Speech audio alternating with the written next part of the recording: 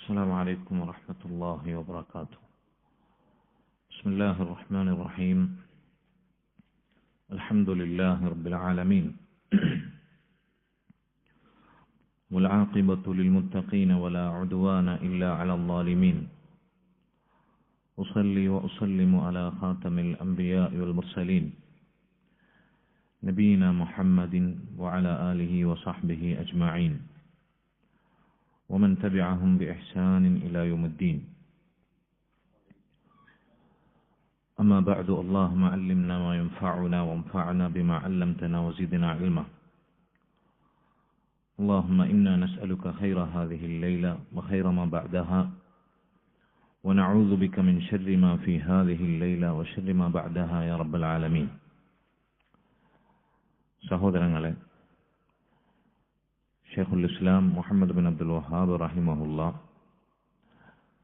അദ്ദേഹത്തിൻ്റെ ഉസൂലു സലാസ എന്ന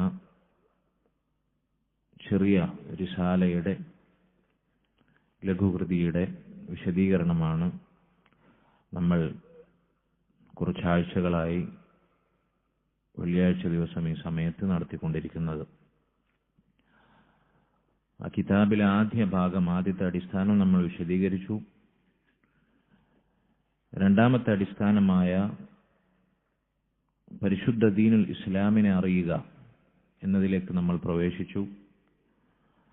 കഴിഞ്ഞയാഴ്ച എന്താണ് ഇസ്ലാമിന്റെ നിർവചനം? അൽ-ഇസ്തിസ്ലാമു ലില്ലാഹി ബിത്തൗഹീദ് വൽ-ഇൻഖിയാദു ലഹു ബിത്താഅ വൽ-ബറാഅതു മിനശ്ശിർകി വഅഹ്ലി. ഇസ്ലാം എന്നാൽ തൗഹീദ് കൊണ്ട് അല്ലാഹുവിന് കീഴൊതുങ്ങുകയും അനുസരണം കൊണ്ട് അവന് വിധേയത്വം കാണിക്കുകയും ശിർക്കിൽ നിന്നും അതിന്റെ വക്താക്കളിൽ നിന്നും വിട്ടുനിൽക്കുകയും ചെയ്യുക എന്നതാകുന്നു എന്നത് തെളിവുകൾ സഹിതം നമ്മൾ വിശദമായി വിശദീകരിച്ചു. ശേഷം ഷെയ്ഖുൽ ഇസ്ലാം മുഹമ്മദ് ബിൻ അബ്ദുൽ വഹാബ് റഹിമഹുല്ല അദ്ദേഹം ഈ ഗ്രന്ഥത്തിൽ ഇസ്ലാമിന്റെ വ്യത്യസ്ത പദവികൾ അത് വിശദീകരിക്കുകയാണ്. ഇസ്ലാമിന്റെ നിർവചനം അദ്ദേഹം സൂചിപ്പിച്ചതിന് ശേഷം പറഞ്ഞു, വഹുവ സലാസു മറാത്തിബ്. ഇസ്ലാം എന്നാൽ അത് 3 പദവികളിലായിട്ടാണ് സ്ഥിതി ചെയ്യുന്നത്. ആദ്യത്തെ പദവി അൽ ഇസ്ലാം, രണ്ടാമത്തേത് അൽ ഈമാൻ, മൂന്നാമത്തേത് അൽ ഇഹ്സാൻ. നമ്മൾ ഈ കിതാബിൽ തന്നെ ഇത് സാമാന്യം വിശദീകരിച്ചിരുന്നു അല്ലെ? ഇബാദത്തിന്റെ ഇനങ്ങൾ വിശദീകരിക്കുമ്പോൾ ആദ്യം അദ്ദേഹം ഇസ്ലാമും ഈമാനും ഇഹ്സാനും എണ്ണിയിരുന്നു. അതിവിടെ വീണ്ടും ആവർത്തിക്കുകയാണ്, അല്പം വിശദമായി അദ്ദേഹം വിശദീകരിക്കുകയാണ്. ഇസ്ലാമിന്റെ 3 പദവികൾ അൽ ഇസ്ലാം വൽ ഈമാൻ വൽ ഇഹ്സാൻ എന്ന് പറഞ്ഞാൽ, നമ്മൾ കഴിഞ്ഞ ആഴ്ച ഹദീസ് ജിബ്രീലിന്റെ വിശദീകരണത്തിലും ഇത് പറഞ്ഞിരുന്നു. ഇസ്ലാമും ഈമാനും അതൊരുമിച്ച് പരാമർശിക്കുകയാണെങ്കിൽ രണ്ടിനും വ്യത്യസ്ത അർത്ഥങ്ങളാണ് ഉണ്ടായിരിക്കുക. ഓരോന്നും തനിച്ച് പരാമർശിക്കുകയാണെങ്കിൽ രണ്ടിനും രണ്ടിന്റെയും അർത്ഥം ലഭിക്കും. ഇദ ജ്തമഅ ഇഫ്തറഖ, ഇദ ഇഫ്തറഖ ഇജ്തമഅ എന്ന നിയമമാണ് ഈ 2 പദങ്ങളും ഒരുമിച്ചാലും തനിച്ച് പരാമർശിച്ചാലും ഉണ്ടാകുക. ഒരുമിച്ച് പറഞ്ഞാൽ രണ്ടിനും 2 അർത്ഥമായിരിക്കും. ഇസ്ലാമും ഈമാനും ഒരുമിച്ച് പറഞ്ഞാൽ എന്താണ് അർത്ഥം? ഇസ്ലാമിന്റെ അർത്ഥം അൽ അഅമാലുൽ ളാഹിറ, പുറമേക്ക് നമ്മൾ പ്രകടിപ്പിക്കുന്ന അനുഷ്ഠാനങ്ങൾ, ആരാധനാ കർമ്മങ്ങൾ. അതാണ് ഇസ്ലാം കൊണ്ട് ഉദ്ദേശിക്കുന്ന ഇസ്ലാം കാര്യങ്ങൾ എന്ന് പറഞ്ഞാൽ എന്താണ്? നിസ്കാരം, നോമ്പ്, സക്കാത്ത്, ഹജ്ജ്, അത് പുറമേക്ക് നമ്മൾ പ്രകടിപ്പിക്കുന്ന പ്രവർത്തനങ്ങളാണ്. അപ്പോൾ ഈമാൻ എന്ന് പറഞ്ഞാലോ? ഈമാൻ എന്ന് പറഞ്ഞാൽ ആന്തരികമായി നമ്മൾ സ്ഥാപിക്കേണ്ടുന്ന വിശ്വാസകാര്യങ്ങൾ, അള്ളാഹുവിലും മലക്കുകളിലും കിതാബുകളിലും മുർസലുകളിലും ഖിയാമത്ത് നാളിലും ഖളാ ഖദറിലുമുള്ള ഈമാൻ. ഇതാണ് ഒരുമിച്ച് ഇസ്ലാമും ഈമാനും പരാമർശിക്കുമ്പോഴുള്ള അർത്ഥവ്യത്യാസം. ഇനി ഓരോന്നും തനിച്ചു പറഞ്ഞാലോ? രണ്ടിന് രണ്ടിന്റെ അർത്ഥം ലഭിക്കും. ഒരാൾ മുസ്ലിമാണ് എന്ന് നമ്മൾ പൊതുവായി പറഞ്ഞാൽ അവൻ മുഅ്മിനല്ല എന്നാണ് പറഞ്ഞതിന്റെ അർത്ഥം? അല്ലല്ലോ, അവൻ മുസ്ലിമാണ്, മുഅ്മിനായിരിക്കണം. ഒരാൾ മുഅ്മിനാണെന്ന് പറഞ്ഞാൽ അവൻ മുസ്ലിം അല്ല എന്നർത്ഥമുണ്ടോ? ഇല്ല, അവൻ മുസ്ലിമുമാണ്, മുഅ്മിനുമാണ്. ഒരാളുടെ ഇസ്ലാം നന്നായാൽ എന്ന് പറഞ്ഞാൽ അവന്റെ ഈമാൻ നന്നായാൽ എന്നർത്ഥം അതിനില്ല നമ്മൾ പറയും? ഇല്ല. വമൻ യബ്തഗി ഗൈറൽ ഇസ്ലാമി ദീനൻ ഫലൻ യുഖ്ബല മിൻ.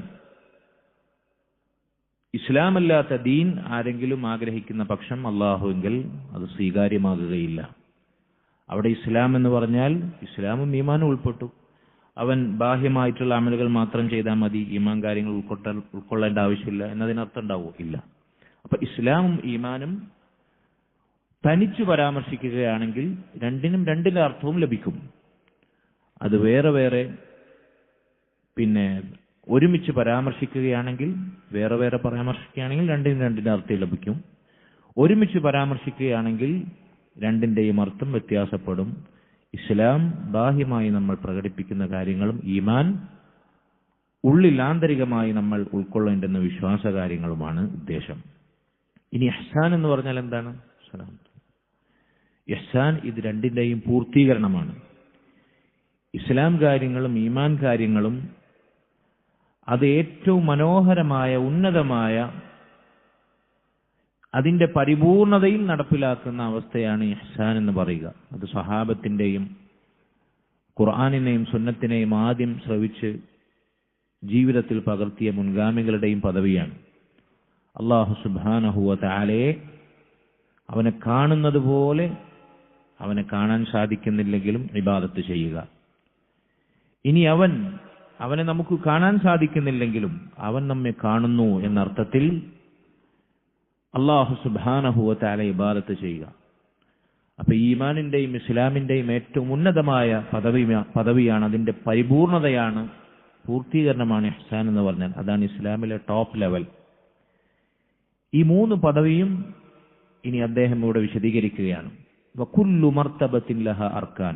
ഇസ്ലാം ആകട്ടെ, ഈമാനാകട്ടെ, ഇഹ്സാനാകട്ടെ, ഈ മൂന്ന് പദവികൾക്കും അതിനു പറയപ്പെട്ട തൂണുകളുണ്ട്, സ്തംഭങ്ങളുണ്ട്, റുക്നുകളുണ്ട്. അർക്കാൻ എന്ന് പറഞ്ഞാൽ റുക്നിന്റെ ജമ്മ, സ്തംഭം, തൂൺ എന്നാണ് അർത്ഥം. അതായത് ഇസ്ലാം കാര്യങ്ങൾ അതിന് തൂണുകളുണ്ടെന്നാണ്. ഇസ്ലാം കാര്യങ്ങൾ അതിന്മേലാണ് പടുത്തുയർത്തപ്പെടുന്നത്. അതില്ലെങ്കിൽ ഇസ്ലാം പൊളിഞ്ഞു പോകും. ഒരാൾക്ക് നിസ്കാരവും നോമ്പും അതുപോലെ തന്നെ നിർബന്ധമാക്കിയിട്ടുള്ള അള്ളാഹുവിന്റെ ദീനിൽ വാജിബായിട്ടുള്ള കാര്യങ്ങൾ അവൻ പ്രവർത്തിച്ചിട്ടില്ല, അവന്റെ ഇസ്ലാം പൊളിഞ്ഞു പോകും. ഷഹാദത്ത് കലിമ ഒരാൾ പ്രഖ്യാപിച്ചിട്ടില്ലെങ്കിൽ, അത് ഉൾക്കൊണ്ടിട്ടില്ലെങ്കിൽ അവന്റെ ഇസ്ലാം നിർവീര്യമാകും, നിഷ്ഫലമാകും. ഇതുപോലെ ഈമാൻ കാര്യങ്ങൾ അവൻ വിശ്വാസമായി ഉൾക്കൊണ്ടിട്ടില്ലെങ്കിൽ അവന്റെ ഈമാൻ തരിപ്പണമാകും. അതുകൊണ്ടാണ് ഈ കാര്യങ്ങളെ, ഈ അടിസ്ഥാനങ്ങളെ ഈമാനിന്റെയും ഇസ്ലാമിന്റെയും തൂണുകൾ, സ്തംഭങ്ങൾ എന്ന് വിശേഷിപ്പിക്കുന്നത്. അപ്പൊ ഇസ്ലാമിനാകട്ടെ, ഈമാനിനാകട്ടെ, അതിന്റെ പൂർത്തീകരണമായ ഇഹ്സാനിനാകട്ടെ, അത് സ്ഥാപിതമായിട്ടുള്ള പടുത്തുയർത്തപ്പെടേണ്ടുന്ന സ്തംഭങ്ങളുണ്ട്, റുക്കുനുകളുണ്ട്. എന്നിട്ട് ശൈഖ് പറയുകയാണ് ഫഅർക്കാനുൽ ഇസ്ലാമി ഖംസ. ഇസ്ലാമിന്റെ തൂണുകൾ 5 എണ്ണമാണ്. അതായത് ഇസ്ലാം കാര്യങ്ങൾ എന്ന് പറയുന്ന ഇസ്ലാമിന്റെ തൂണുകൾ 5 എണ്ണമാകുന്നു. ഒന്നാമത്തേത് ഷഹാദത്തു അല്ലാ ഇലാഹ ഇല്ലല്ലാഹ് വ അന്ന മുഹമ്മദർ റസൂലുള്ളാഹ്. അഷ്ഹദു അല്ലാ ഇലാഹ ഇല്ലല്ലാഹ് വ അഷ്ഹദു അന്ന മുഹമ്മദർ റസൂലുള്ളാഹ് എന്ന ഇരു ഷഹാദത്ത് കലിമകളാണ് നമ്മൾ മനസ്സിലാക്കിയതുപോലെ. വ ഇഖാമുസ് സ്വലാ, രണ്ടാമത്തെ തൂൺ നിസ്കാരം കൃത്യമായി സമയാസമയങ്ങളിൽ അള്ളാഹു നിർബന്ധമാക്കിയത് നിർവഹിക്കലാണ്. മൂന്നാമത്തെ തൂൺ ഇതാഉ സക്കാ, സക്കാത്ത് നിർബന്ധമായവർ തങ്ങളുടെ സമ്പത്തിൽ നിന്ന് അത് വർഷാവർഷം അർഹരായവർക്ക് നൽകലാണ്. നാലാമത്തെ തൂൺ സൗമു റമദാൻ, റമദാൻ മാസത്തിലെ നിർബന്ധമായ നോമ്പ് അനുഷ്ഠിക്കലാണ്. അഞ്ചാമത്തേത് വഹജ്ജു ബൈത്തുല്ലാഹിൽ ഹറാം, അള്ളാഹുവിന്റെ ഭവനമാകുന്ന മസ്ജിദുൽ ഹറാമിൽ പോയി കഅബയിലെത്തി ഹജ്ജ് നിർവഹിക്കലാണ് സാധിക്കുന്ന ആളുകൾ, സാമ്പത്തികമായും ശാരീരികമായും ശേഷിയുള്ള ആളുകൾ, ഹജ്ജ് നിർവഹിക്കാൻ കഴിയുന്നവർ അത് നിർവഹിക്കലാണ്. ഇതാണ് നമ്മൾ ഇസ്ലാം കാര്യങ്ങളെന്ന് ചൊല്ലിപ്പഠിച്ചിട്ടുള്ള ഇസ്ലാമിന്റെ 5 തൂണുകൾ. ഇതിന്മേലാണ് ഇസ്ലാമിന്റെ അനുഷ്ഠാന ആരാധനാ കർമ്മങ്ങൾ പടുത്തുയർത്തപ്പെട്ടിട്ടുള്ളത്. ഇത് നിർബന്ധമാകുന്ന ഓരോരുത്തരും അത് നിർബന്ധമായും പ്രവർത്തിച്ചിട്ടില്ലെങ്കിൽ അവരുടെ ഇസ്ലാം പൊളിഞ്ഞുപോകും, നിഷ്ഫലമാകും. സഹോദരങ്ങളെ, നമ്മൾ ഇൻഷാ അല്ലാഹ് ഞായറാഴ്ചകൾ നടക്കുന്ന അർബഊൻ നവവിയ്യ എന്ന ഹദീസ് സമാഹാരത്തിന്റെ വിശദീകരണത്തിൽ അടുത്ത ഹദീസ് ഇസ്ലാം കാര്യങ്ങൾ വിശദീകരിക്കുന്ന ഹദീസാണ്. ബുനിയൽ ഇസ്ലാമു അലാ ഖംസിൻ. അവിടെ നമ്മൾ നിസ്കാരവും അതുപോലെ തന്നെ നോമ്പും സക്കാത്തും ഹജ്ജുമെല്ലാം സാമാന്യം വിശദീകരിക്കുന്നതാണ്. ഇന്ന് നമ്മൾ ഉദ്ദേശിക്കുന്നത്, ഈ സംസാരം കൊണ്ട് ഉദ്ദേശിക്കുന്നത്, ഇസ്ലാം കാര്യങ്ങളിലെ ഒന്നാമത്തെ തൂണായിട്ടുള്ള സ്തംഭമായിട്ടുള്ള ലാ ഇലാഹ ഇല്ലല്ലാഹ്. ഈ ലാ ഇലാഹ ഇല്ലല്ലാഹ് അതെങ്ങനെയാണ് നമ്മുടെ ജീവിതത്തിൽ നമ്മൾ സാക്ഷാത്കരിക്കുക? എപ്പോഴാണ് ഒരാൾക്ക് ലാ ഇലാഹ ഇല്ലല്ലാഹ് എന്ന കലിമത്തു തൗഹീദിന്റെ പ്രഖ്യാപനം കൊണ്ട് ഉപകാരപ്പെടുക? ലാ ഇലാഹ ഇല്ലല്ലാഹ് കൊണ്ട് നമുക്ക് എങ്ങനെയാണ് സ്വർഗത്തിൽ പ്രവേശിക്കാൻ സാധിക്കുക? അത് വെറുതെ എങ്ങനെ നാഴികക്ക് 40 വട്ടം നാവ് കൊണ്ട് വെറുതെ ഉരുവിട്ട് കഴിഞ്ഞാൽ, പ്രഖ്യാപിച്ചു കഴിഞ്ഞാൽ ലാ ഇലാഹ ഇല്ലല്ലാഹ് കൊണ്ട് കിട്ടേണ്ടതെല്ലാം നമുക്ക് ലഭിക്കുമോ? ഇങ്ങനെയുള്ള ഒരുപാട് ചോദ്യങ്ങൾക്ക് ഉത്തരം നൽകുന്ന ലാ ഇലാഹ ഇല്ലല്ലാഹയെ കുറിച്ചുള്ള ഒരു വിശദീകരണമാണ് ഇന്നത്തെ സംസാരത്തിൽ നമ്മൾ കൈമാറാൻ ഉദ്ദേശിക്കുന്നത്. അല്ലാഹു തൗഫീഖ് നൽകുമാറാകട്ടെ. സഹോദരങ്ങൾ, ആദ്യമായി മനസ്സിലാക്കേണ്ടത്, ലാ ഇലാഹ ഇല്ലല്ലാഹ് എന്നത് നാവ് കൊണ്ട് വെറുതെ ഉരുവിട്ട് അധരവ്യായാമം ചെയ്യാൻ അള്ളാഹു നിശ്ചയിച്ച ഒരു വാചകമല്ല, ഒരു പദപ്രയോഗമല്ല. അത് കേവലം നാവ് കൊണ്ട് പറയാൻ മാത്രം അള്ളാഹു നിശ്ചയിച്ചതായിരുന്നുവെങ്കിൽ അള്ളാഹു സുബ്ഹാനഹു വ തആല നരകത്തിന്റെ ഏറ്റവും അടിത്തട്ടിൽ ശിക്ഷിക്കപ്പെടുന്നവരെന്ന് വിശേഷിപ്പിച്ച സാക്ഷാൽ മുനാഫിക്കുകൾ, അവർ യഥാർത്ഥ മുസ്ലിമുകളും സ്വർഗാവകാശികളുമാകുമായിരുന്നു. എന്താ കാരണം? മുനാഫിക്കുകൾ ലാ ഇലാഹ ഇല്ലല്ലാഹ് പറയാത്തവരാണ്, ലാ ഇലാഹ ഇല്ലല്ലാഹ് പ്രഖ്യാപിക്കാത്തവരാണോ? ലാ ഇലാഹ ഇല്ലല്ലാഹ് നാവ് കൊണ്ട് ഉരുവിടാത്തവരാണോ? അല്ല. എന്നിട്ടും ആ മുനാഫിക്കുകളെ പറ്റി അള്ളാഹു പറഞ്ഞതാണ്, ഇന്നൽ മുനാഫിഖീന ഫിദ്ദർക്കിൽ അസ്ഫലി മിനന്നാർ. മുനാഫിക്കുകൾ അവർ നരകത്തിന്റെ ഏറ്റവും അടിത്തട്ടിൽ, പാതാളത്തിൽ ശിക്ഷിക്കപ്പെടുന്നവരാണ്. നരകത്തിൽ ഏറ്റവും കടുത്ത ശിക്ഷ അവർക്കാണ്. എന്തുകൊണ്ടാണ്? ലാ ഇലാഹ ഇല്ലല്ലാഹ് കേവലം നാവിൽ അവർ ഒതുക്കി എന്നതാണ്. അതിന് സത്യസന്ധമായി ആത്മാർത്ഥമായി അവർ നെഞ്ചേറ്റിയില്ല എന്നതാണ്.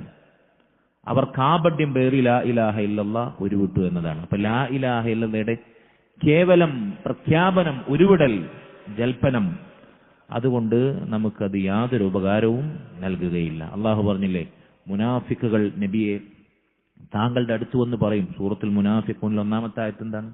ഇദാ ജാഅകൽ മുനാഫിഖൂന ഖാലൂ നശ്ഹദു ഇന്നക ലറസൂലുള്ളാഹ്. മുനാഫിക്കുകൾ താങ്കളുടെ അടുത്ത് വന്ന് പറയും, നബിയെ നിങ്ങൾ അള്ളാന്റെ റസൂൽ തന്നെയാണ്. അശ്ഹദു അല്ലാ ഇലാഹ ഇല്ലല്ലാഹ് വഅശ്ഹദു അന്ന മുഹമ്മദൻ റസൂലുള്ളാഹ് പറയും അവർ നാഴികക്ക് 40 വട്ടം. അള്ളാഹു മറുപടി പറയണം, വല്ലാഹു യഅലമു ഇന്നക ലറസൂലു. നബിയെ അള്ളാഹ്ക്ക് അറിയാൻ താങ്കൾ അള്ളാഹുവിന്റെ റസൂൽ തന്നെയാണെന്ന്. പക്ഷേ വ ഇന്നൽ മുനാഫിഖീന ലകാദിബൂൻ. മുനാഫിക്കുകൾ അവർ പറയുന്നുണ്ട് നാവ് കൊണ്ട്, പക്ഷെ അവർ കള്ളന്മാരാണ്. അവർ സത്യസന്ധമായി അത് പ്രഖ്യാപിക്കുന്നവരല്ല. അപ്പൊ ലാ ഇലാഹ ഇല്ലല്ലാഹ് കേവല പ്രഖ്യാപനം കൊണ്ട്, നാവ് കൊണ്ടുള്ള ഒരുവിടൽ കൊണ്ട് നമുക്കതുകൊണ്ട് യാതൊരു ഉപകാരവും ലഭിക്കുകയില്ല. എന്തില്ലാതെ? അതിനുള്ള ഉത്തരമാണ് ഇൻഷാ അല്ലാഹ് ഇന്നത്തെ സംസാരത്തിലൂടെ നമ്മൾ നൽകുന്നത്. താബിഈങ്ങളുടെ കാലത്ത് ജീവിച്ച ഒരു മഹാകവി ഉണ്ടായിരുന്നു, അറബി കവി. ഫറസ്ദഖ് എന്നതായിരുന്നു അദ്ദേഹത്തിന്റെ പേര്. ഫറസ്ദഖ്. ഉമവി ഖിലാഫത്ത് നിലനിന്നിരുന്ന താബിഈങ്ങളുടെ കാലഘട്ടത്തിലാണ് അദ്ദേഹം ജീവിച്ചത്. അങ്ങനെ ഫറസ്ദഖിന്റെ ഭാര്യ മരണപ്പെട്ടു. അന്ന് മഹാനായ താബിഈ വര്യൻ, താബിഈങ്ങളുടെ കിബാറുകളിൽപ്പെട്ട അതിശ്രേഷ്ഠനായ പണ്ഡിതൻ ഹസനുൽ ബസ്രി റഹിമഹുല്ലാ ഈ ഫറസ്ദഖിന്റെ ഭാര്യയുടെ ജനാസയിൽ പങ്കെടുക്കാൻ വേണ്ടി വന്നു. അങ്ങനെ ഭാര്യയുടെ മരണത്തിന്റെ പശ്ചാത്തലത്തിൽ കവിയായ ഫറസ്ദഖിനോട് ഹസനുൽ ബസ്രി റഹിമഹുല്ല ഹസനുൽ ബസ്രിയോട് കവിയായ ഫറസ്ദഖ് പറഞ്ഞു, യഖൂലു الناس اجتمع في هذه الجنازة شر الناس وخيرهم. ഇവിടെ തടിച്ചുകൂടിയ ജനങ്ങൾ പറയുന്നുണ്ട്, എന്റെ ഭാര്യയുടെ ജനാസയിൽ ഇന്ന് ഇവിടുത്തെ മനുഷ്യരുടെ കൂട്ടത്തിൽ ഏറ്റവും ഹൈറായ ആളും ഏറ്റവും ഷെറായ ആളും ഒരുമിച്ച് കൂടിയിട്ടുണ്ട്. എന്റെ ഭാര്യയുടെ ജനാസ സംസ്കരണത്തിൽ സന്നിഹിതരായവരിൽ ഇവിടുത്തെ ജനങ്ങളുടെ കൂട്ടത്തിൽ ഏറ്റവും ഉത്തമനായ ആളുമുണ്ട്, അതുപോലെ തന്നെ ഇവിടുത്തെ ഏറ്റവും നീചനും ഒരുമിച്ച് സംഗമിച്ചിട്ടുണ്ട് എന്ന ആളുകൾ പറയുന്നുണ്ട്. സത്യത്തിൽ അയാൾ അവിടെ കൂടിയവരിൽ ഏറ്റവും ഹൈറായവനെന്ന് ഉദ്ദേശിച്ചത് ആരെയാണ്? ഇമാം ഹസൻ അൽ ബസ്രി റഹിമഹുള്ളയാണ്. ഏറ്റവും ഷർറായവനെന്ന് ഉദ്ദേശിച്ചത് അദ്ദേഹത്തെ തന്നെയാണ്. കാരണം കവിയാണ്. അങ്ങനെ ഹസൻ അൽ ബസ്രി റഹിമഹുല്ല വിനയാന്വിതനായ അദ്ദേഹം മറുപടി പറഞ്ഞു, ലസ്തു ബി ഖൈരിന്നാസ് വലസ്ത ബി ശർരിഹിം. ഞാൻ ഇവിടെ കൂടിയ ജനങ്ങളിൽ ഏറ്റവും ഹൈറായ ആളുമല്ല, നിങ്ങൾ അവരിൽ ഏറ്റവും ഷർറായ ആളുമല്ല. മനോഹരമായ മറുപടി. അദ്ദേഹത്തെ വീണോട് തീർന്ന് കുത്തിയില്ല. അദ്ദേഹത്തിന് ആശ്വസിപ്പിക്കേണ്ടത് അദ്ദേഹത്തിന് നൽകേണ്ട ഖദർ അദ്ദേഹത്തിന് നൽകുകയും ചെയ്തു. താങ്കൾ ജനങ്ങളിൽ ഏറ്റവും നീചനുമല്ല, ഞാൻ ജനങ്ങളിൽ ഏറ്റവും ഹൈറായവനുമല്ല. അദ്ദേഹത്തിന്റെ വിനയം അദ്ദേഹം പ്രകടിപ്പിക്കുകയും ചെയ്തു. എന്നിട്ട് അദ്ദേഹത്തെ ഉപദേശിച്ചു. ഫറസ്ദഖിനെ അദ്ദേഹം ഉപദേശിക്കുകയാണ്. മാദാ അഅദത്ത ലിഹാദൽ യൗം. താങ്കളുടെ ഭാര്യ 6 അടി മണ്ണിനടിയിലായി. എന്താണ് ഈ ദിവസത്തിന് വേണ്ടി ഇങ്ങനെ ഒരു പോക്ക്? ദുനിയാവിനോടുള്ള ഒരു വിടവാങ്ങൽ താങ്കൾക്കുമുണ്ടല്ലോ. താങ്കൾ മരിക്കുന്ന ദിവസത്തിന് വേണ്ടി എന്താണ് താങ്കൾ ഒരുക്കി വെച്ചത്? ഫറസ്ദഖ് പറഞ്ഞു, അഅദത്തു ലാ ഇലാഹ ഇല്ലല്ലാഹ് മുൻദു 70 സന. ഫറസ്ദഖിന് 70 വയസ്സായി. ആ സമയത്താണ് ഈ ചോദ്യവും ഈ സംഭവമല്ല. 70 വർഷമായി ലാ ഇലാഹ ഇല്ലല്ലാഹയാണ് ഞാൻ നാളെ ഖബറിലേക്ക് വേണ്ടി ഒരുക്കി വെച്ചിട്ടുള്ളത്. 70 വർഷമായി ഞാനത് ഒരുക്കി വെച്ചിരിക്കുകയാണ്. ഇത് കേട്ടപ്പോൾ അൽ ഇമാം ഹസൻ അൽ ബസ്രി റഹിമഹുല്ലാ അദ്ദേഹം പറഞ്ഞു, നിഅമത്തുൽ ഉദ്ദ വലാകിന്ന ലാ ഇലാഹ ഇല്ലല്ലാഹ് ശുറൂത്ത്. താങ്കൾ ഒരുക്കി വെച്ച പാഠേയം എത്ര മനോഹരമാണ്, എത്ര നല്ല പാഠേയം. അത് ലാ ഇലാഹ ഇല്ലല്ലാഹ് എന്ന ഇസ്ലാമിന്റെ അടിത്തറ കൊണ്ട് തന്നെയാണ് ഒരാൾ ഖബറിലേക്ക് പോകേണ്ടത്. പക്ഷേ അത് വെറുതെ ലാ ഇലാഹ ഇല്ലല്ലാഹ് ആയിട്ടുള്ള പോക്കായി മാറരുത്. ലാ ഇലാഹ ഇല്ലല്ലാഹ് എന്ന ഖബറിലേക്ക് പരലോകത്തേക്ക് വേണ്ടി ഒരുക്കി വെക്കുന്ന പാഥേയത്തിന് അത് സാർത്ഥകമാകാനുള്ള ചില നിബന്ധനകളുണ്ട്, ശുറൂത്തുകളുണ്ട്, ചില കണ്ടീഷൻസ് ഉണ്ട്. അത് സമാഹരിച്ചുകൊണ്ട് ലാ ഇലാഹ ഇല്ലല്ലാഹുമായി മടങ്ങിയാൽ ഉപകാരപ്പെടും എന്ന് അദ്ദേഹം മാന്യമായി ഫറസ്ദഖിനെ ഉപദേശിച്ചു. എന്നിട്ട് പറഞ്ഞു, ഫഇയ്യാക വഖദ്ഫൽ മുഹ്സന. താങ്കൾ അല്ലാഹുവിനെ സൂക്ഷിക്കണം. താങ്കൾ കവിത രചിച്ച് കവിത പാടി പതിവ്രതകളായ സ്ത്രീകളെ ദുരാരോപണം ഉന്നയിക്കുന്നത് താങ്കൾ ഒഴിവാക്കണം. കവികളുടെ, പ്രത്യേകിച്ച് പഴയകാലത്തെ അറബി കവികളുടെ കവിതയുടെ പരാമർശ വിഷയങ്ങളിൽ പ്രധാനപ്പെട്ടത് സ്ത്രീ സൗന്ദര്യത്തെയും അതല്ലെങ്കിൽ അങ്ങനെയുള്ള അനാവശ്യങ്ങളെയും വർണ്ണിക്കുക എന്നതാണ്, അല്ലെങ്കിൽ ആക്ഷേപിക്കുക എന്നതാണ്. ആക്ഷേപ കാവ്യങ്ങളും സ്തുതിഗീതങ്ങളുമാണ് അനാവശ്യമായി ആക്ഷേപിക്കുകയാണെങ്കിൽ അങ്ങേയറ്റം ആക്ഷേപിക്കുക, മദ്ഹ് പറയുകയാണെങ്കിൽ അങ്ങേയറ്റം മദ്ഹ് പറയുക. അപ്പൊ കൂട്ടത്തിൽ അല്ലാഹു സുബ്ഹാനഹു വ തആല വൻപാപങ്ങളിൽ എണ്ണിയ, സബഉൽ മൂബിഖാത്തിൽ എണ്ണിയ പതിവ്രതകളായ സ്ത്രീകളെ കുറിച്ചുള്ള വ്യഭിചാരാരോപണം ഉന്നയിക്കുന്ന വരികൾ താങ്കൾ ഒഴിവാക്കുക, താങ്കൾ ആ തിന്മ അവസാനിപ്പിക്കുക. എന്നിട്ട് ലാ ഇലാഹ ഇല്ലല്ലാഹയുടെ നിബന്ധനകൾക്ക് വിധേയമായി താങ്കൾ ജീവിച്ചു മരിക്കുക എന്ന് അദ്ദേഹത്തെ ഉപദേശിച്ചു. അപ്പൊ ലാ ഇലാഹ ഇല്ലല്ലാഹ് ഒരാൾക്ക് ഉപകാരപ്പെടണമെങ്കിൽ ആ ലാ ഇലാഹ ഇല്ലല്ലാഹ് അത് ഉപകാരപ്പെടണമെങ്കിൽ അതിന് പറയപ്പെട്ട നിബന്ധനകളിൽ ഒന്നാണ് അതിന്റെ താല്പര്യമനുസരിച്ച് പ്രവർത്തിക്കുക എന്നുള്ളത്. ലാ ഇലാഹ ഇല്ലല്ലാഹയുടെ നിബന്ധനകൾപ്പെട്ടതൊന്നാണ് അള്ളാഹു ഹറാമാക്കിയതൊക്കെ ഒഴിവാക്കുക, അള്ളാഹുവിന്റെ വിധിവിലക്കുകൾക്ക് കീഴൊതുങ്ങുക. അതിൽ അദ്ദേഹത്തിന്റെ ജീവിതത്തിൽ പ്രധാനപ്പെട്ട ഒരു വീഴ്ച സംഭവിക്കുന്നത് ഈ രംഗത്താണ്. കവിതയിൽ നല്ല സ്ത്രീകളെ മോശമായി ചിത്രീകരിക്കുക എന്നുള്ളത്, അത് ഒഴിവാക്കണം. എന്നിട്ട് ലാ ഇലാഹ ഇല്ലല്ലാഹ് കൊണ്ട് താങ്കൾ ഖബറിലേക്ക് പാഥേയമൊരുക്കണം എന്ന് അദ്ദേഹം പറഞ്ഞു, ഉപദേശിച്ചു. വേറെ ചില റിപ്പോർട്ടുകളിൽ കാണാം, ഹാദൽ അമൂദ് ഫൈന തുനുബ്. അതെ, താങ്കളുടെ അടുത്ത് തൂണുകളുണ്ട്. എവിടെയാണ് അതിനെ ബലവത്തായി ഉറപ്പിക്കുന്ന കെട്ടുകളും കയറുകളും എവിടെയാണ്? അതായത് ടെന്റ് സ്ഥാപിക്കുമ്പോൾ അതിന് തൂണായി സ്ഥാപിക്കുന്ന, അതിന്റെ ആ ടെന്റ് പടുത്തുയർത്തുന്ന തൂണുകളുണ്ടല്ലോ, അതിനാണ് പില്ലേഴ്സ്, അതിനാണ് അമൂദ് എന്ന് പറയാം. തൂണ് മാത്രം ഉണ്ടായിക്കഴിഞ്ഞാൽ ആ ടെന്റ് ഹൈമ കെട്ടാൻ പറ്റുമോ? ഇല്ല. തൂണുമേൽ എന്ത് വേണം? ഈ കൂടാരം, ഇതിന്റെ റൂഫ് ബന്ധിക്കുന്ന ബലവത്തായ കെട്ട് വേണം, കയർ വേണ്ടേ? അതിനാണ് തുനുബ് എന്ന് പറയാം. അപ്പൊ താങ്കളുടെ അടുത്ത് തൂണാകുന്ന ലാ ഇലാഹ ഇല്ലല്ലാഹ് ഉണ്ട്. പക്ഷേ ഈ ലാ ഇലാഹ ഇല്ലല്ലാഹ് പാഴാകാതെ അതിനെ കെട്ടിയുറപ്പിക്കുന്ന നിബന്ധനകൾ എവിടെയാണ്? താങ്കൾ അത് പാലിക്കുന്നുണ്ടോ എന്നാണ് ചോദിച്ചത്. അങ്ങനെയും അദ്ദേഹത്തെ ഉപദേശിച്ചു എന്നു കാണാം. മഹാനായ താബിഈ വര്യൻ അൽ-ഇമാം വഹബ് ഇബ്നു മുനബ്ബിഹ് റഹിമഹുല്ലാഹ് അദ്ദേഹത്തോട് ചിലർ പറഞ്ഞു, യഖൂലുന്നാസു ഇന്ന ലാ ഇലാഹ ഇല്ലല്ലാഹ് മിഫ്താഹുൽ ജന്ന.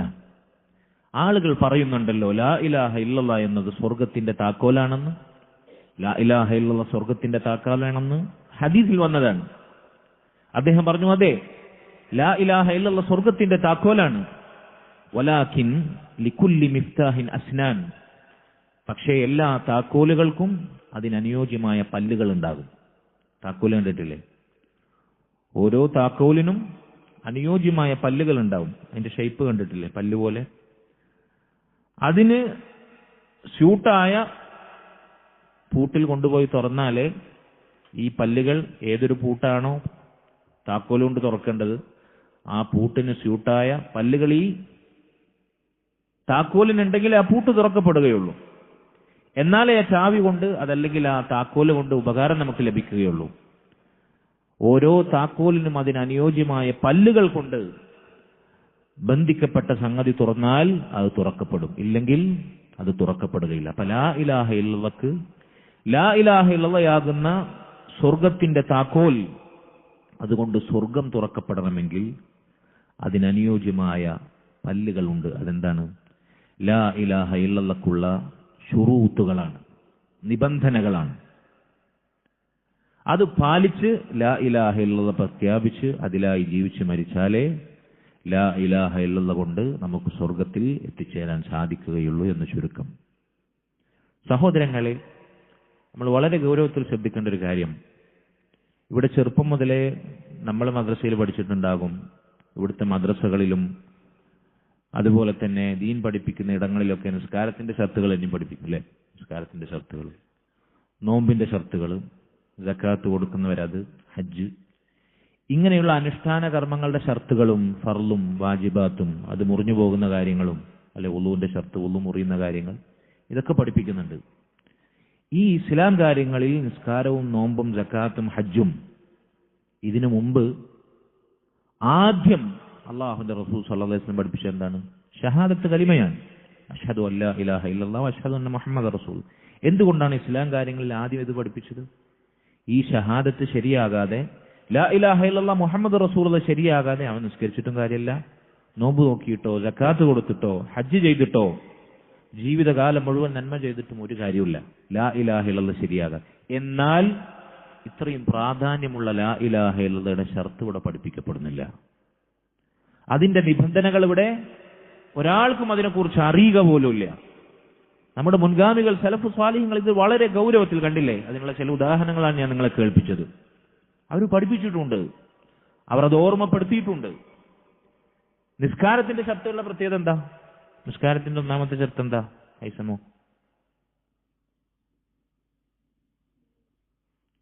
അൽ ഇസ്ലാം വൽ അഖ്ൽ വത്തമീസ്. പിന്നെ അത് കഴിഞ്ഞിട്ടോ, അത് എല്ലാ ഇബാദത്തുകൾക്കും മുസ്ലിം ആവണം, വകതിരിവുണ്ടാകണം, ബുദ്ധി ഉണ്ടാവണം. പിന്നെ നാലാമത്തെ ഷർത്ത് ആർക്കും പറയാം, റഫ്ഉൽ ഹദസ്, അശുദ്ധിയിൽ നിന്ന് ശുദ്ധിയാവണം, അശുദ്ധി ഇല്ലാതിരിക്കണം. അതായത് വുളു ഉണ്ടാവണം. വുളു ഇല്ലാത്തവന് നിസ്കരിക്കാൻ സാധിക്കുമോ? വുളു എടുക്കാതെ നിസ്കരിക്കാൻ സാധിക്കുമോ? അശുദ്ധിയിൽ നിന്ന് മുക്തി നേടാതെ നിസ്കരിക്കാൻ സാധിക്കുമോ? ഖിബലക്ക് മുന്നിടാതെ നിസ്കരിക്കാൻ സാധിക്കുമോ? ഖിബലക്ക് മുന്നിടുക എന്നുള്ള നിസ്കാരത്തിന്റെ ഷർത്താണ്. ഔറത്ത് മറക്കുക എന്നുള്ള നിസ്കാരത്തിന്റെ ഷർത്താണ്. ഇത് നിസ്കാരം കഴിഞ്ഞിട്ട് തുടങ്ങിയാൽ മതിയോ? നിസ്കാരത്തിന് മുമ്പ് സ്ഥാപിക്കണം. അപ്പോൾ ഒരു സംഗതിയുടെ ഷർത്ത് എന്ന് പറഞ്ഞാൽ എന്താ? ആ സംഗതിക്ക് മുമ്പ് അത് സ്ഥാപിക്കണം, എന്നാലേ ആ പറയപ്പെട്ട പ്രവർത്തനം ശരിയാവുള്ളൂ. നിസ്കാരത്തിന് മുമ്പേ നമ്മൾ ഷർത്തുകൾ സ്ഥാപിക്കണം. വുളു എടുക്കണം, ഔറത്ത് മറക്കണം, സമയമായി എന്നറിയണം, ഖിബലക്ക് നേരെ മുന്നിടണം, അശുദ്ധിയിൽ നിന്ന് മുക്തി വരുത്തണം. എങ്കിലേ നിസ്കാരത്തിലേക്ക് പ്രവേശിക്കാൻ തന്നെ നമുക്ക് സാധിക്കുള്ളൂ, എന്നാലേ നിസ്കാരം ശരിയാവുള്ളൂ. ഇതില്ലാതെ നിസ്കാരം ശരിയാവില്ല താനും. ലാ ഇലാഹ ഇല്ലല്ലാഹ് അത് നമ്മൾ പ്രഖ്യാപിക്കുന്നുവെങ്കിൽ, ലാ ഇലാഹ ഇല്ലല്ലാഹ് അനുസരിച്ച് നമ്മൾ ജീവിക്കുന്നുവെങ്കിൽ, ഈ പറയപ്പെടുന്ന ഷർത്തുകൾ അതിനു മുമ്പ് നമ്മുടെ ജീവിതത്തിൽ നമ്മൾ സാക്ഷാത്കരിക്കണം. ഇല്ലെങ്കിൽ ലാ ഇലാഹ ഇല്ലല്ലാഹ് ഒരു ഉപകാരം ഉണ്ടാവില്ല. വുളു ഇല്ലാത്തവന്റെ നിസ്കാരം മുറിഞ്ഞു പോകുന്നത് പോലെ, നിഷ്ഫലമാകുന്നത് പോലെ ലാ ഇലാഹ ഇല്ലല്ലാഹ് പറയപ്പെട്ട നിബന്ധനകൾ ജീവിതത്തിൽ ഒരുമിപ്പിക്കാത്തവന്റെ ലാ ഇലാഹ ഇല്ലല്ലാഹ് കൊണ്ടുള്ള പറച്ചിൽ നേരത്തെ പറഞ്ഞ പോലെ വെറും അദര വ്യായാമം, വായ കൊണ്ടുള്ള എക്സസൈസായി മാറും. അതുകൊണ്ട് സഹോദരങ്ങളെ, ലാ ഇലാഹ ഇല്ലല്ലാഹയുടെ അഹ്ലുസുന്നയുടെ പണ്ഡിതന്മാർ തെളിവുകൾ സഹിതം നമ്മെ പഠിപ്പിച്ച 7 ഷർത്തുകൾ വളരെ ഗൗരവത്തിൽ നമ്മൾ ഓരോരുത്തരും പഠിക്കണം. മുൻഗാമികൾ ചിലർ അത് 2 വരി ബൈത്തിൽ അതിനെ എണ്ണി പഠിപ്പിച്ചു. ഇൽമുൻ യഖീനുൻ വ ഇഖ്ലാസുൻ വ സിദ്ഖു കമാ മഹബ്ബത്തിൻ വൻഖിയാദിൻ വൽ ഖബൂലി ലഹാ. ഇൽമുൻ യഖീനുൻ വ ഇഖ്ലാസുൻ വ സിദ്ഖുൻ മഹബ്ബത്തിൻ വൻഖിയാദുൻ വൽ ഖബൂൽ. ഇതാണ് 7 ഷർത്തുകൾ. ലാ ഇലാഹ ഇല്ലല്ലാഹ്ക്ക് 7 ഷർത്തുകൾ അഹ്ലുസുന്നയുടെ പണ്ഡിതന്മാർ പഠിപ്പിച്ചിട്ടുണ്ട്. ഒന്നാമത്തെ ഷർത്ത് അൽ ഇൽം. എന്താണ് ഇൽമ് എന്ന് പറഞ്ഞാൽ? അൽ മുനാഫി ലിൽ ജഹൽ. ഓരോ ഷർത്ത് പറയുമ്പോഴും അതിന്റെ എതിരായ കാര്യം പറഞ്ഞാൽ നമുക്ക് എളുപ്പത്തിൽ മനസ്സിലാവും. ജഹലിനെതിരായ ഇൽമ്. ജഹൽ എന്ന് പറഞ്ഞാൽ എന്താ? വിവരക്കേട്, അജ്ഞത. ഇൽമ് എന്ന് പറഞ്ഞാൽ അറിവ്, വിജ്ഞാനം. ലാ ഇലാഹ ഇല്ലല്ലാഹയെ കുറിച്ച് നമുക്ക് കൃത്യമായ അറിവുണ്ടായിരിക്കണം.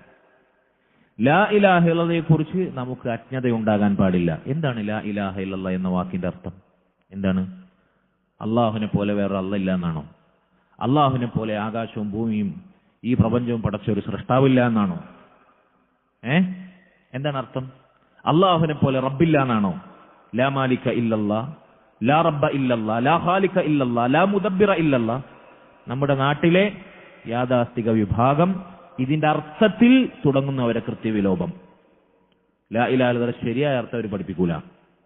കാരണം എന്താ? അത് പഠിപ്പിച്ചാൽ അവർ ഈ കാണിക്കുന്ന ശിർക്കും ഖുറാഫാത്തും എല്ലാം ചോദ്യം ചെയ്യപ്പെടും. ലാ ഇലാഹ ഇല്ലല്ലാഹയുടെ ശരിയായ അർത്ഥം എന്താണ്? ലാ മഅബൂദ ബിഹഖ്ഖിൻ ഇല്ലല്ലാഹ്. ന്യായമായും അർഹമായും ഇബാദത്തിന് യോഗ്യനായവൻ അല്ലാഹു അല്ലാതെ മറ്റാരുമില്ല.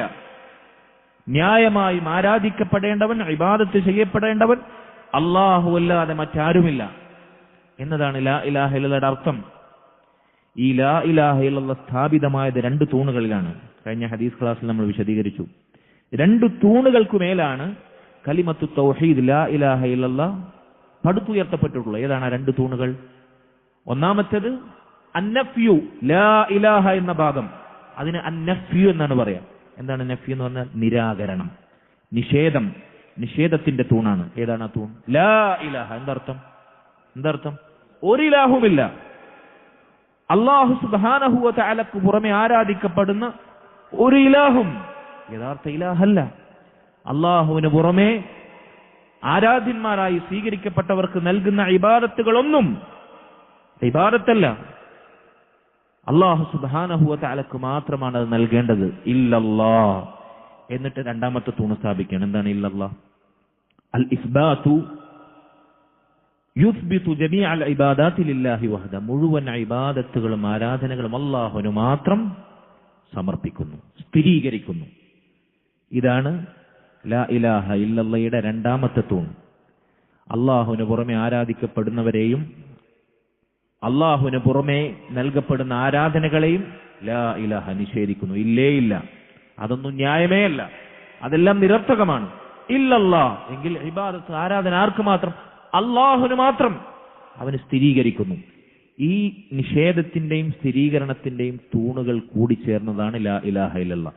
ഇതിലേതെങ്കിലും ഒരു തൂണ് പൊളിച്ചാലോ? ലാ ഇലാഹ എന്ന തൂണ് മാത്രം ഒരാൾ സ്ഥാപിച്ചു, ഇല്ലല്ലാഹ് എടുത്തില്ല.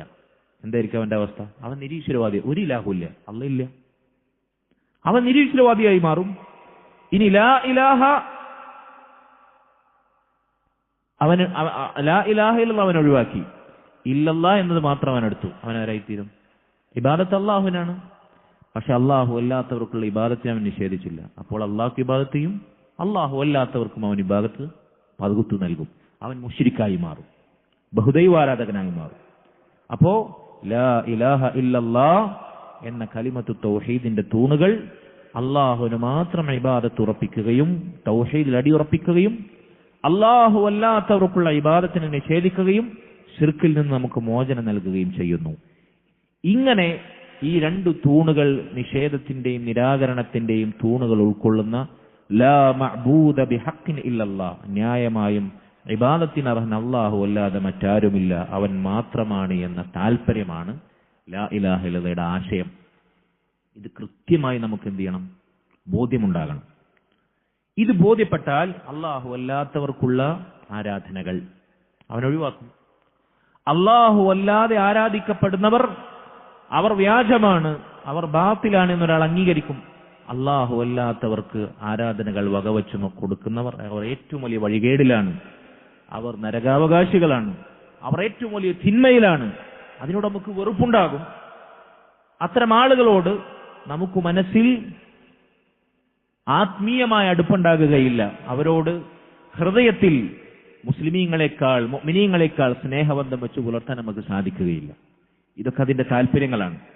ഇതെല്ലാം കഴിഞ്ഞ ആഴ്ച നമ്മൾ വിശദമായി വിശദീകരിച്ചതാണ്. അങ്ങനെയുള്ള ലാ ഇലാഹ ഇല്ലല്ലയെ കുറിച്ചുള്ള കൃത്യമായ അറിവ് ഒരാൾ ലാ ഇലാഹ ഇല്ലല്ല പ്രഖ്യാപിക്കുന്നതിന് മുമ്പ് അവനിൽ ഉണ്ടാകണം. ഇതിനെന്താണ് തെളിവ്? അഹ്ലുസുന്ന വൽ ജമാഅയുടെ പണ്ഡിതന്മാർ അവരുടെ പ്രത്യേകതയാണ്, എന്ത് വിഷയം പറയുകയാണെങ്കിലും അവർക്ക് തെളിവുകൾ ഉണ്ടാകും. പരിശുദ്ധ ഖുർആനിലെ സൂറത്ത് മുഹമ്മദിലെ 19-ാമത്തെ ആയത്താണ് ഇതിന് ഒന്നാമത്തെ തെളിവ്. ഫഅലം അന്നഹു ലാ ഇലാഹ ഇല്ലല്ലാഹ് വസ്തഗ്ഫിർ ലിദംബിക്. അല്ലാഹു പറഞ്ഞു. ആരോടാ പറയുന്നത്? നബി സല്ലല്ലാഹു അലൈഹി വസല്ലമയോടാ പറയുന്നത്. നബിയോട് എപ്പോഴാണ് ഈ ആയത്ത് ഇറങ്ങുന്നതെന്നറിയോ? മദീനയിലേക്ക് ഹിജ്റ പോയതിനു ശേഷം ഒരു 10 പതിറ്റാണ്ട് കാലം അല്ലെങ്കിൽ അതിലേറെ ലാ ഇലാഹ ഇല്ലല്ലയിലേക്ക് നബി ക്ഷണിച്ചിട്ട് അതിനുവേണ്ടി മദീനയിലേക്ക് ഹിജ്റ പോയപ്പോൾ ഇറങ്ങിയ ആയത്താണ് സൂറത്ത് മുഹമ്മദിലെ ആയത്ത്. നബിയെ ഫഅലം, താങ്കൾ പഠിക്കുക, താങ്കൾ അറിയുക, താങ്കൾ മനസ്സിലാക്കുക, അന്നഹു ലാ ഇലാഹ ഇല്ലല്ലാഹ്, ഇബാദത്തിന് അർഹനായി അല്ലാഹു അല്ലാതെ മറ്റാരുമില്ല എന്ന് താങ്കൾ പഠിക്കുക. നബിയോടാണ് ആദ്യത്തെ കൽപ്പന. ഇത് സകല മനുഷ്യർക്കും നിർബന്ധമായ കൽപ്പനയാണ്. എല്ലാവർക്കും അല്ലാഹു നിർബന്ധ സ്വരത്തിൽ ഇറക്കിയ കൽപ്പനയാണ് ലാ ഇലാഹ ഇല്ലല്ലാഹ്. അവരെ പടച്ച അവരുടെ റബ്ബിനെ അറിയാൻ, അവന് മാത്രം ഇബാദത്ത് നൽകാൻ, ലാ ഇലാഹ ഇല്ലല്ലാഹ് പഠിച്ചറിയാൻ, മനസ്സിലാക്കാൻ അല്ലാഹുവിന്റെ കൽപ്പന. ഇതില്ലാതെ ലാ ഇലാഹ ഇല്ലല്ലാഹ് ഉപകാരപ്പെടുകയില്ല. എന്നിട്ട് നിങ്ങൾ പണിയെടുക്കുക. നോക്കൂ, ലാ ഇലാഹ ഇല്ലല്ലാഹ് പഠിക്കാൻ പറഞ്ഞതിന് ശേഷമാണ് പിന്നെ ഇസ്തിഗ്ഫാറിനെ പറ്റി പറയുന്നത്. ഇസ്തിഗ്ഫാർ അമലാണ്, പ്രവർത്തനമാണ് അല്ലേ? അസ്തഗ്ഫിറുല്ലാഹ് എന്ന പ്രഖ്യാപനം അല്ലെങ്കിൽ ഇസ്തിഗ്ഫാറിന്റെ വാക്ക് അത് അമലാണ്. അപ്പൊ ഒരു കാര്യം പ്രവർത്തിക്കുന്നതിന് മുമ്പ് അറിവുണ്ടാകണം. അറിവില്ലാതെ പ്രവർത്തിക്കാൻ സാധിക്കുകയില്ല എന്ന തത്വം അല്ലാഹുവോട് പഠിപ്പിക്കുകയാണ്. സ്വഹീഹ് മുസ്ലിമിൽ സ്ഥിരപ്പെട്ട ഉസ്മാൻ ഇബ്നു അഫ്ഫാൻ റളിയല്ലാഹു അൻഹുവിന്റെ ഹദീസിൽ കാണാം, അല്ലാഹുവിന്റെ റസൂൽ പറഞ്ഞു, മൻ മാത വഹുവ യഅലമു അന്നഹു ലാ ഇലാഹ ഇല്ലല്ലാഹ് ദഖലൽ ജന്ന. ആരാണോ ലാ ഇലാഹ ഇല്ലല്ലാഹ് അറിഞ്ഞു പഠിച്ചു മനസ്സിലാക്കി അതനുസരിച്ച് പ്രവർത്തിച്ച്, ലാ ഇലാഹ ഇല്ലല്ലാഹ് അറിയേണ്ടതുപോലെ അറിഞ്ഞാൽ, മനസ്സിലാക്കേണ്ടതുപോലെ മനസ്സിലാക്കിയാൽ അവൻ അതനുസരിച്ച് ജീവിക്കും, സംശയമില്ല. അങ്ങനെ ഒരാൾ പഠിച്ചറിഞ്ഞു മനസ്സിലാക്കി ലാ ഇലാഹ ഇല്ലല്ലാഹ് സാക്ഷാത്കരിച്ച് മരിച്ചാൽ ദഖലൽ ജന്ന, അവൻ സ്വർഗത്തിൽ പ്രവേശിക്കും. അപ്പൊ സ്വർഗത്തിൽ പ്രവേശിക്കണമെങ്കിൽ നിബന്ധനയാണ്, ഷർത്താണെന്ത്? ലാ ഇലാഹ ഇല്ലല്ലാഹയെ കുറിച്ച് അറിയൽ, അതിനെക്കുറിച്ച് പഠിക്കൽ, മനസ്സിലാക്കൽ. റസൂലുള്ളാഹി സ്വല്ലല്ലാഹു അലൈഹി വസല്ലം ഹദീസിൽ ലാ ഇലാഹ ഇല്ലല്ലാഹയെ കുറിച്ച് പഠിച്ചാൽ പഠിച്ചറിഞ്ഞവൻ സ്വർഗത്തിൽ പ്രവേശിക്കുമെന്ന നിബന്ധന വെച്ചു. ഇതാണ് ആദ്യത്തെ ഷർത്തിനുള്ള തെളിവ്. രണ്ടാമത്തെ ഷർത്ത്, ലാ ഇലാഹ ഇല്ലല്ലാഹയുടെ രണ്ടാമത്തെ ഷർത്ത് അൽ യഖീൻ. എന്താണ് യഖീൻ എന്ന് പറഞ്ഞാൽ? യഖീനുൽ മുനാഫി അർറൈബ് വശക്ക്, സംശയത്തിനും സന്ദേഹത്തിനുമെതിരായ ഉറപ്പ്, ദൃഢത. ലാ ഇലാഹ ഇല്ലല്ലാഹയുടെ താല്പര്യം, അതിന്റെ അർത്ഥം, അതിന്റെ ആശയം, അതിൽ നമുക്ക് യാതൊരു സന്ദേഹത്തിന്റെ ലാഞ്ചന പോലും പാടില്ല, യാതൊരു സംശയവും പാടില്ല. അത് നമ്മുടെ ഹൃദയത്തിൽ ഒരിക്കലും ഇളകാതെ മരണം വരെ ഉറച്ച്, പാറ പോലെ ഉറച്ചു നിലനിൽക്കണം, ബലിഷ്ഠമായി നിലനിൽക്കണം. ഇതിനാണ് യഖീൻ എന്ന് പറയാം. യഖീൻ എന്ന് പറഞ്ഞാൽ അറിവിന്റെ പൂർണ്ണതക്കും യഖീൻ എന്ന് പറയും. ലാ ഇലാഹ ഇല്ലല്ലാഹയെ കുറിച്ചുള്ള അറിവ് നമുക്ക് കൃത്യമായി പൂർണ്ണമായി ഉണ്ടെങ്കിൽ നമുക്ക് അതിൽ ഉറപ്പുണ്ടാവും. എന്തുകൊണ്ടാണ് ഒരു വിഷയത്തിൽ നമുക്ക് ഉറപ്പ് നഷ്ടപ്പെടുന്നത്? ആ വിഷയത്തിലുള്ള അറിവ് കമ്മിയാവുമ്പോഴാണ്. ഒരു വിഷയത്തിൽ നമുക്ക് അറിവ് കുറവുണ്ടെങ്കിൽ നമുക്ക് എന്ത് ചെയ്യും? ആ വിഷയത്തിലുള്ള ഉറപ്പ് കുറയൂലേ? അള്ളാഹുവിനെ കുറിച്ച് എത്രത്തോളം നമ്മൾ പഠിക്കുന്നുവോ അറിയുന്നു, അള്ളാഹുള്ള ഈമാൻ എത്രത്തോളം നമുക്ക് ഉറപ്പിലുണ്ടാവും, യഖീനിലുണ്ടാവും. അള്ളാഹിന്റെ അസ്മാ വ സിഫാത്തുകൾ, അള്ളാഹുവിന്റെ നാമഗുണ വിശേഷണങ്ങൾ, ഇതെത്രത്തോളം ഒരാൾ പഠിച്ചറിയുന്നുവോ അത്രത്തോളം അവൻ അള്ളാഹുള്ള ഈമാൻ ഉറച്ചുപോകും. അതുകൊണ്ടാണ് അള്ളാഹുവിനെ അവന്റെ അടിമകളിൽ ഏറ്റവും ഭയപ്പെടുന്നവർ ആരാണെന്ന് പറഞ്ഞത്? ഉലമാക്കൾ. ഇന്നമാ യഖ്ഷല്ലാഹ മിൻ ഇബാദിഹിൽ ഉലമാ എന്ന് പറഞ്ഞത്. കാരണം അവർക്ക് അറിവുണ്ട്. അപ്പൊ ഉറപ്പ്, ഈമാനിലുള്ള യഖീൻ, അത് നമുക്ക് ലഭിക്കുക അറിവ് വർദ്ധിക്കുമ്പോഴാണ്. അപ്പൊ ദീൻ പഠിക്കാതെ ഒരാൾക്ക് ഈമാനിൽ ഉറക്കാൻ സാധിക്കുകയില്ല. ദീൻ പഠിച്ചുകൊണ്ടേയിരിക്കണം, എന്നാൽ അവന്റെ ഈമാൻ വർദ്ധിക്കുകയുള്ളൂ. പഠിക്കാതെ പണ്ടെന്നോ കേട്ട ഒരു ഭാവനയുള്ള ദീനും കൊണ്ട് മരണം വരെ ഇങ്ങനെ ഒഴുക്കിനൊപ്പം നീന്തി സഞ്ചരിച്ചാൽ അവന്റെ ഈമാനിന് യാതൊരു വർധനവും ഉണ്ടാവില്ല. അതുകൊണ്ട് സഹോദരങ്ങളെ, ലാ ഇലാഹ ഇല്ലല്ലയുടെ ആശയവും താല്പര്യവും നമ്മുടെ ഹൃദയത്തിൽ ഒരു സംശയവുമില്ലാതെ വേരുറച്ച് ഉറപ്പ് കൈവരിച്ചാലേ ലാ ഇലാഹ ഇല്ലതുകൊണ്ട് നമുക്ക് ഉപകാരം ലഭിക്കുള്ളൂ. ഒരാള് അള്ളാഹുവിനെ മാത്രമേ ഇബാദത്ത് ചെയ്യുന്നുള്ളൂ, അള്ളാഹുവിനെ മാത്രമേ വിളിച്ചു തേടുന്നുള്ളൂ, ആരാധനകൾ മുഴുവൻ അള്ളാഹുവിന് മാത്രമാണ് അവൻ സമർപ്പിക്കുന്നത്. പക്ഷേ ഇവിടെ അള്ളാഹു അല്ലാത്തവരെ ആരാധിക്കുന്ന വ്യത്യസ്ത മതക്കാരുണ്ട്. ഈസാ നബിയെ ആരാധിക്കുന്നവരുണ്ട്, യേശു ക്രിസ്തു എന്ന് പേരിട്ട്. അതല്ലെങ്കിൽ പല പുണ്യപുരുഷന്മാരെയും ജീവിച്ചിരിക്കുന്ന ആളുകൾ ആരാധിക്കുന്നവരുണ്ട്, മരിച്ചു മൺമറഞ്ഞവരെ ആരാധിക്കുന്നവരുണ്ട്. ഇസ്ലാമിന്റെ പേരിൽ അവരുടെ ശവകുടീരങ്ങൾ, ദർഗകൾ, അതുപോലെ തന്നെ മഖ്ബറകൾ ആരാധനാ കേന്ദ്രങ്ങളാക്കുന്നവരുണ്ട്. അപ്പോ ഞാൻ അള്ളാഹുവിനെ മാത്രമേ വിളിച്ചു തേടുള്ളൂ, ഞാൻ മുവഹിദാണ്. പക്ഷേ അള്ളാഹു അല്ലാത്തവരെ ആരാധിക്കുന്നവരുടെ ആരാധനയിലെ നിരർത്ഥകത അത് ഞാൻ എതിർക്കൂല. അത് എതിർക്കാൻ പോകേണ്ട ആവശ്യമില്ല. ചിലപ്പോൾ അതിൽ ശരിയുണ്ടെങ്കിലോ, ഓരോരുത്തരുടെയും എല്ലാ ദീനിലും ശരിയുണ്ടല്ലോ. അവരുടെ ആരാധനകൾ അവർക്ക് ഇഷ്ടമുള്ള പോലെ അവർ ചെയ്തോട്ടെ. വിഗ്രഹത്തിന്റെ മുമ്പിൽ പോകുന്നവർ, പുരുഷനെ ആരാധിക്കുന്നവർ, അതിൽ ശരിയുണ്ടെങ്കിലോ. നമ്മൾ അള്ളാഹിനെ മാത്രമേ വിളിച്ചുള്ളൂ. നമ്മൾ അതല്ലാത്തതിലേക്ക് ക്ഷണിക്കുന്നില്ല, അതല്ലാത്ത നമ്മൾ പ്രൊമോട്ട് ചെയ്യുന്നില്ല, നമ്മളതേ ചെയ്യൂ. പക്ഷെ അതിന് നമ്മൾ എതിർക്കാൻ പോകേണ്ടതില്ല. അതിന്റെ നിരർത്ഥകതയെ നമ്മൾ ചോദ്യം ചെയ്യേണ്ടതില്ല, അതിനെക്കുറിച്ച് പറയേണ്ടതില്ല, അതിനെക്കുറിച്ച് നമ്മൾ ശബ്ദിക്കേണ്ടതില്ല. അത് കുഫ്റാണ്, അത് ശിർക്കാണ് എന്ന ഉറപ്പ് ഒരാൾക്കില്ല. അതിലായി മരിച്ച ആൾ, ശിർക്ക് ചെയ്ത് കുഫ്റിലായി മരിച്ച ഒരാൾ, അവൻ ഭൗതികമായി എന്ത് നന്മകൾ ചെയ്യട്ടെ, എത്ര വലിയ ജീവകാരുണ്യ പ്രവർത്തകനും സമാധാനത്തിന്റെ നോബൽ സമ്മാനം കിട്ടിയവനും രാഷ്ട്രശില്പിയും ആരുമാകട്ടെ, സാമൂഹിക രാഷ്ട്രീയ പരിഷ്കർത്താവും രാഷ്ട്രമീമാംസകരും ആരുമാകട്ടെ, കുഫറിലാണോ ശിർക്കിലാണോ അയാൾ മരിച്ചാൽ എന്താണ് ഒരു മുസ്ലിമിന്റെ വിശ്വാസം? എന്താണ് ഒരു മുവഹിദിന്റെ വിശ്വാസം? അവന്റെ ശാശ്വത ജീവിതം കാലാകാല നരകത്തിലാണ്. അത് നമ്മൾ പറയാൻ പോണ്ട. ചിലപ്പോൾ അവര് സ്വർഗത്തിൽ പ്രവേശിച്ചാൽ അവരെ ചെയ്ത എത്രയോ നന്മകൾ ചെയ്തിട്ടുണ്ടല്ലോ, ഉറപ്പില്ല. ഇതിനാണ് സംശയം എന്ന് പറയാം, ഇതിനാണ് സന്ദേഹം. ഉറപ്പില്ല. ലാ ഇലാഹ ഇല്ലല്ലാഹ് പച്ചയായ തൗഹീദിലായി ജീവിച്ചു മരിച്ചവനെ സ്വർഗമുള്ളൂ. അത് മാത്രമാണ് ശാശ്വതമായ രക്ഷയ്ക്കുള്ള സൂത്രവാക്യം. അതല്ലാത്തവൻ എന്ത് നന്മ ചെയ്താലും അവൻ കുഫറിലായി ശിർക്കിലായി മരിച്ചോ അവൻ നരകത്തിലായിരിക്കും. ഈ പറഞ്ഞതിനർത്ഥം അങ്ങനെ ചെയ്യുന്നവരൊക്കെ പേരെടുത്ത് പറഞ്ഞ് തഅയീൻ ചെയ്ത് പർട്ടിക്കുലർ ഇന്ന വ്യക്തി, അവൻ കാഫിർ, അവൻ മുശ്രിക്, അവൻ നരകത്തിൽ, ഇങ്ങനെ പതിച്ചു കൊടുക്കണം, സർട്ടിഫൈ ചെയ്യണം എന്നല്ല.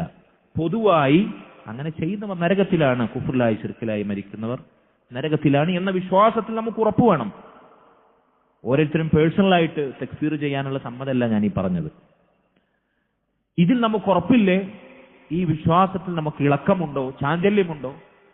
ലാ ഇലാഹ ഇല്ലല്ലയുടെ രണ്ടാമത്തെ ഷർത്തിനാണ് കോട്ട സംഭവിച്ചത്. അൽ യഖീൻ. ലാ ഇലാഹ ഇല്ലല്ലാഹ് അറിയിക്കുന്ന താല്പര്യത്തിൽ നമുക്ക് ഉറപ്പില്ല. അല്ലാഹു സുബ്ഹാനഹു വ തആല സൂറത്തുൽ ഹുജറാത്തിൽ പറഞ്ഞു, ഇന്നമൽ മുഅ്മിനൂൻ, മുഅ്മിനീങ്ങൾ ഇനി പറയാൻ പോകുന്നവർ മാത്രമാണ്. അല്ലദീന ആമനു ബില്ലാഹി വ റസൂലി, അവർ അല്ലാഹുവിലും റസൂലിലും വിശ്വസിച്ചവരാണ്.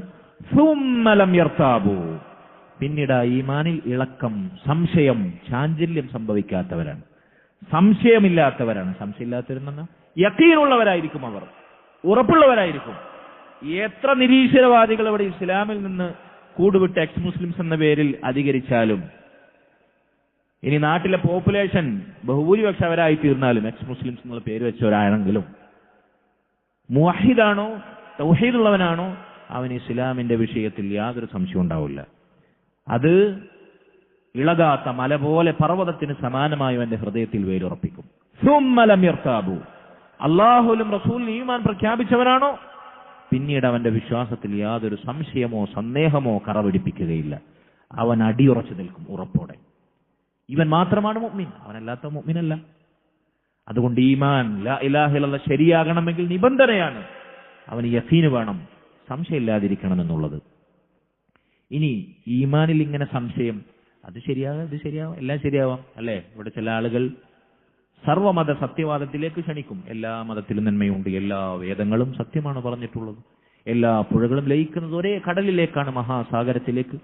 അവിടെ പോയാലും ഇവിടെ പോയാലും അതിലൂടെ പോയാലും ഇതിലൂടെ പോയാലും എല്ലാം ഒരേ വഴിയിലേക്കാണ്, എല്ലാം ഒന്ന് തന്നെയാണ്. എന്നിട്ട് ഇസ്ലാമിനെ അള്ളാഹുവിൽ സ്വീകാര്യമായ ഇന്നദ്ദീന ഇൻദല്ലാഹിൽ ഇസ്ലാം, അള്ളാഹുവിൽ സ്വീകാര്യമാകുന്ന ഒരു ദീൻ പരിശുദ്ധ ദീനുൽ ഇസ്ലാം മാത്രമാണ്. വമൻ യബ്തഗി ഗൈറൽ ഇസ്ലാമി ദീനൻ ഫലൻ യുഖ്ബല മിൻഹു, ഇസ്ലാമല്ലാത്ത എന്തെങ്കിലും മതമായി ആദർശമായി പ്രത്യയശാസ്ത്രമായി ആരെങ്കിലും സ്വീകരിച്ചാൽ ഫലൻ യുഖ്ബല മിൻഹു, അവൻ ഇന്ന് അള്ളാഹു സ്വീകരിക്കുകയില്ല, മറിച്ച് വഹുവ ഫിൽ ആഖിറതി മിനൽ ഖാസിരീൻ, അവൻ പരലോകത്ത് നരകക്കാരിൽ വിറകായി തീരേണ്ടി വരും എന്ന് അള്ളാഹു പറയുന്നു. ഇവർ പറയുന്നു എല്ലാം ഒന്ന് തന്നെയാണ്. ഇസ്ലാമായി ജീവിച്ചാലും അതല്ലാത്ത പ്രത്യയശാസ്ത്രങ്ങളിലൂടെ അള്ളാഹനെ മാത്രം ഒരേ ഒരു ശക്തി, ഈ പ്രപഞ്ചത്തിന്റെ സൃഷ്ടാവ്, ആ ശക്തിയിലേക്ക് മാത്രം അടങ്ങിയാൽ മതി, ബാക്കിയെല്ലാം ഒന്ന് തന്നെ. ആരാധനകളും അനുഷ്ഠാനങ്ങളും വേറെ വേറെ രൂപത്തിലാണെങ്കിലും ശരിയെല്ലാം ഒന്ന് തന്നെ എന്ന സർവമത സത്യവാദത്തിലേക്ക് ക്ഷണിക്കുന്നവർ, ഇസ്ലാം മാത്രമാണ് ശരി എന്നുറപ്പില്ലാത്തവർ, യഥാർത്ഥത്തിൽ അവർ സംശയത്തിലാണ്, സന്ദേഹത്തിലാണ്. അതുകൊണ്ടാണ് അവർ പറയുന്നത്. അല്ലാതെ അവരുടെ എന്താ പറയാ അസഹിഷ്ണുത, അതല്ലെങ്കിൽ മാനസിക വിശാലത, മതമൈത്രി എന്നൊന്നും നമ്മൾ വിളിച്ച് പറയേണ്ടതില്ല. അത് അവരുടെ സംശയമാണ്.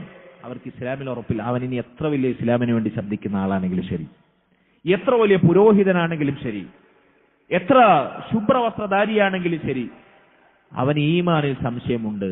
ഇതാരുടെ അവസ്ഥയാണ്? മുനാഫിക്കുകളുടെ അവസ്ഥയാണ്. അള്ളാഹു സൂറത്ത് തൗബയിൽ പറഞ്ഞു, വർതാബത് ഖുലൂബുഹും വഫീ റൈബിഹിം യതറദ്ദദൂൻ, അവരുടെ ഹൃദയം സന്ദേഹത്തിലാണ്, അവരവരുടെ സംശയത്തിൽ ആടിക്കളിക്കുകയാണ്. ഇതാണ് അവരുടെ അവസ്ഥ. അതുകൊണ്ട് ലാ ഇലാഹ ഇല്ലല്ലാഹ് നമ്മുടെ ജീവിതത്തിൽ സാക്ഷാത്കരിക്കണമെങ്കിൽ അതിനുണ്ടാകേണ്ടുന്ന രണ്ടാമത്തെ നിബന്ധന യഖീൻ, സംശയമില്ലാതെ സന്ദേഹമില്ലാതെ ഉറപ്പുണ്ടായിരിക്കണമെന്നുള്ളതാണ്. ആയത്തുകളിൽ നിന്നുള്ള തെളിവ് നമ്മൾ പറഞ്ഞു. സൂറത്ത് തൗബയിലെ 45-ാമത്തെ ആയത്ത്, സൂറത്തുൽ ഹുജറാത്തിലെ 15-ാമത്തെ ആയത്ത്. ഹദീസിൽ സ്വഹീഹുൽ ബുഖാരിയിലും സ്വഹീഹുൽ മുസ്ലിമിലും വന്നിട്ടുള്ള അബൂ ഹുറൈറ റളിയല്ലാഹു അൻഹു നിവേദനം ചെയ്ത ഹദീസിൽ കാണാം, അബൂ ഹുറൈറ റളിയല്ലാഹു അൻഹു ഒരിക്കൽ നബി സല്ലല്ലാഹു അലൈഹി വസല്ലം സഹാബത്തിന്റെ സദസ്സിൽ നിന്ന് പുറത്തേക്ക് പോയി. അങ്ങനെ നബിയെ അദ്ദേഹം തിരഞ്ഞു പിന്നാലെ ചെന്നു. നബി സല്ലല്ലാഹു അലൈഹി വസല്ലം അവിടുന്ന് പുറത്ത് ഒരു തോട്ടത്തിൽ, ഒരു ബുസ്താനിൽ അദ്ദേഹം വിശ്രമിക്കുകയാണ്, ഒരു മറക്കുപിന്നിൽ.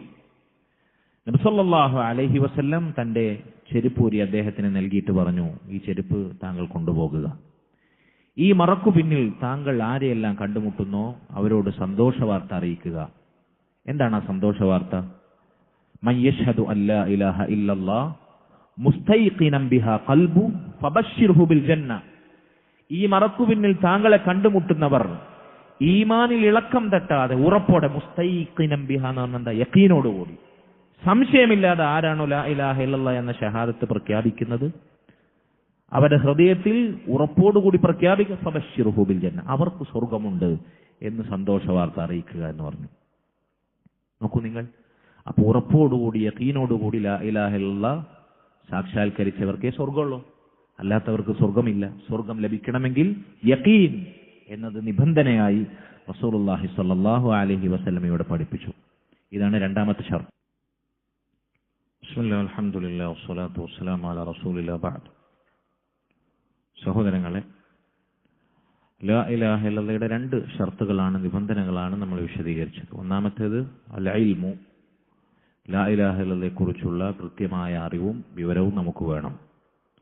രണ്ടാമത്തേത് അൽ യഖീനു, ലാ ഇലാഹ ഇല്ലല്ലാഹയുടെ ആശയങ്ങളിൽ, അതറിയിക്കുന്ന അതിൻ്റെ ഉദ്ദേശങ്ങളിൽ നമുക്ക് യാതൊരു സംശയമോ സന്ദേഹമോ പാടുകയില്ല.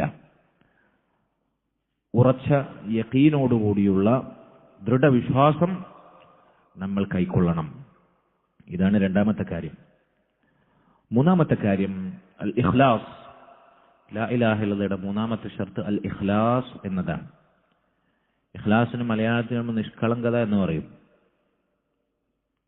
നിഷ്കളങ്കത എന്നത് യഥാർത്ഥത്തിൽ ഇഖ്ലാസിന് മലയാളത്തിൽ നിന്ന് തിരഞ്ഞെടുക്കാൻ പറ്റുന്ന ഒരു വാക്കാണ്. അതിനപ്പുറത്തൊരു വാക്കില്ല എന്നതുകൊണ്ട് അത് വെച്ചിട്ടുണ്ട് എന്ന് മാത്രം. പക്ഷെ ഇഖ്ലാസിന്റെ അർത്ഥം എന്താണ്?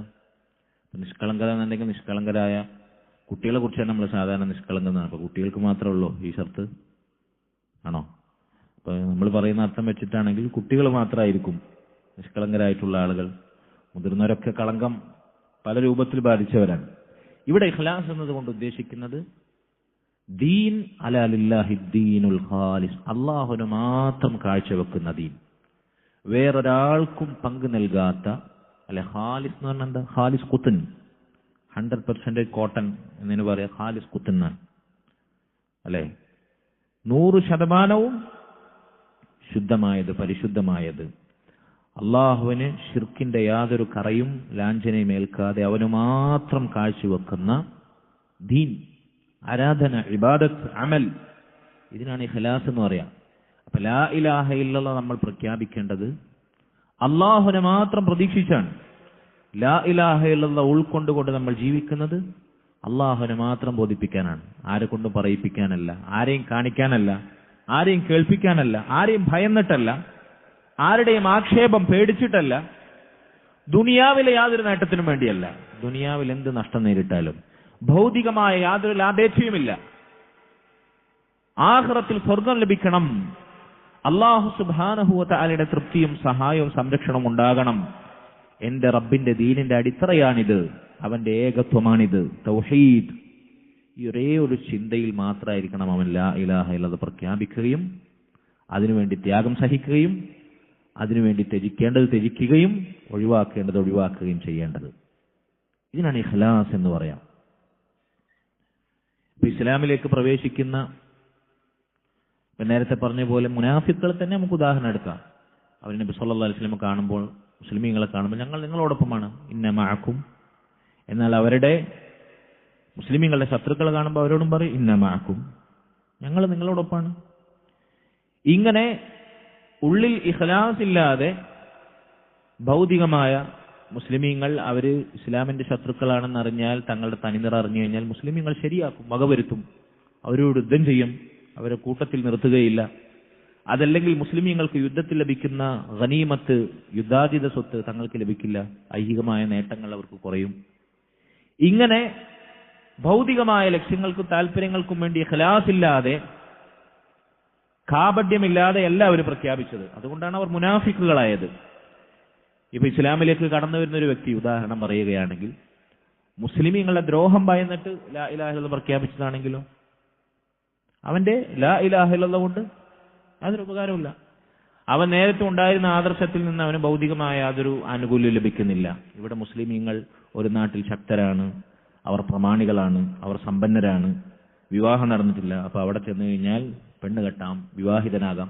ഇങ്ങനെയുള്ള ഭൗതിക ലാഭേച്ഛകൾക്ക് വേണ്ടിയാണ് അവൻ മതം മാറിയതെങ്കിലോ, അങ്ങനെയാണ് അവൻ ലാ ഇലാഹ ഇല്ലല്ലാഹ് പ്രഖ്യാപിച്ചത്. അവന് ഇഖ്ലാസ് ഇല്ല.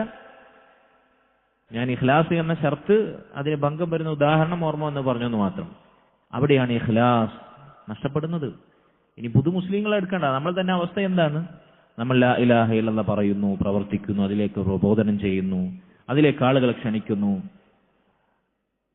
നമുക്ക് ലഭിക്കുന്ന സംരംഭങ്ങളിൽ, സംവിധാനങ്ങളിൽ ആളുകളെ പഠിപ്പിക്കാൻ വേണ്ടി നമ്മൾ അതിനുവേണ്ടി പണിയെടുക്കുന്നു.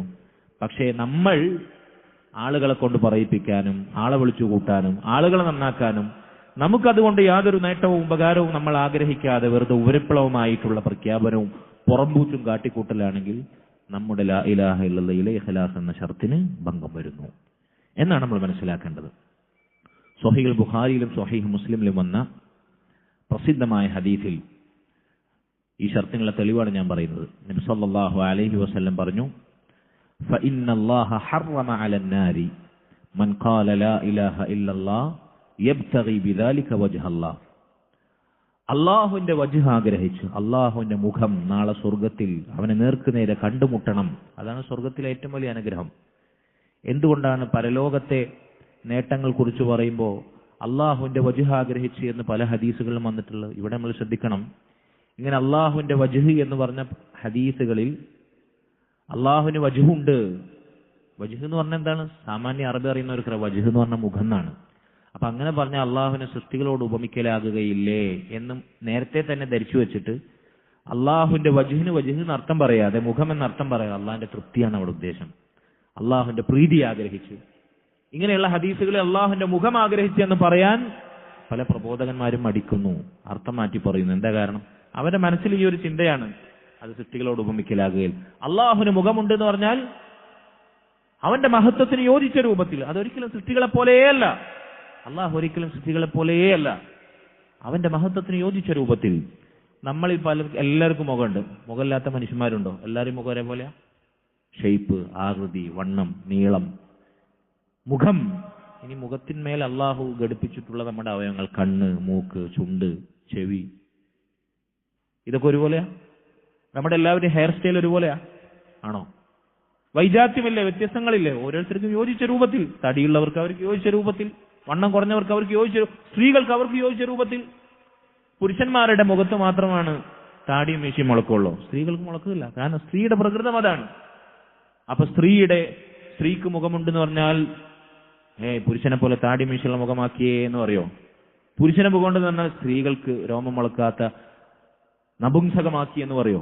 ഇല്ല, ബുദ്ധിയുള്ളവരും പറയില്ല.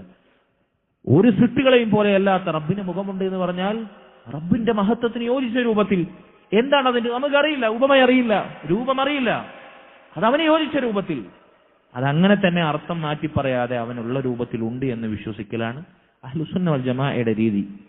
അപ്പൊ അള്ളാഹുവിന്റെ മുഖം എന്നിവിടെ പരലോകത്തെ സ്വർഗത്തിലെ നേട്ടങ്ങളിൽ പ്രത്യേകം എണ്ണി പറയാൻ കാരണം എന്താ? പരലോകത്ത് സ്വർഗത്തിൽ ഒരു മുഅ്മിന് ലഭിക്കുന്ന ഏറ്റവും വലിയ നിഅമത്താണ് അള്ളാഹുവിനെ കാണാനുള്ള ഭാഗ്യം എന്നുള്ളത്. അള്ളാഹു സുബ്ഹാനഹു വ തആലയെ നേർക്കുനേരെ അതിനേക്കാൾ വലിയ അനുഗ്രഹം നിഅമത്തില്ല എന്നാണ്.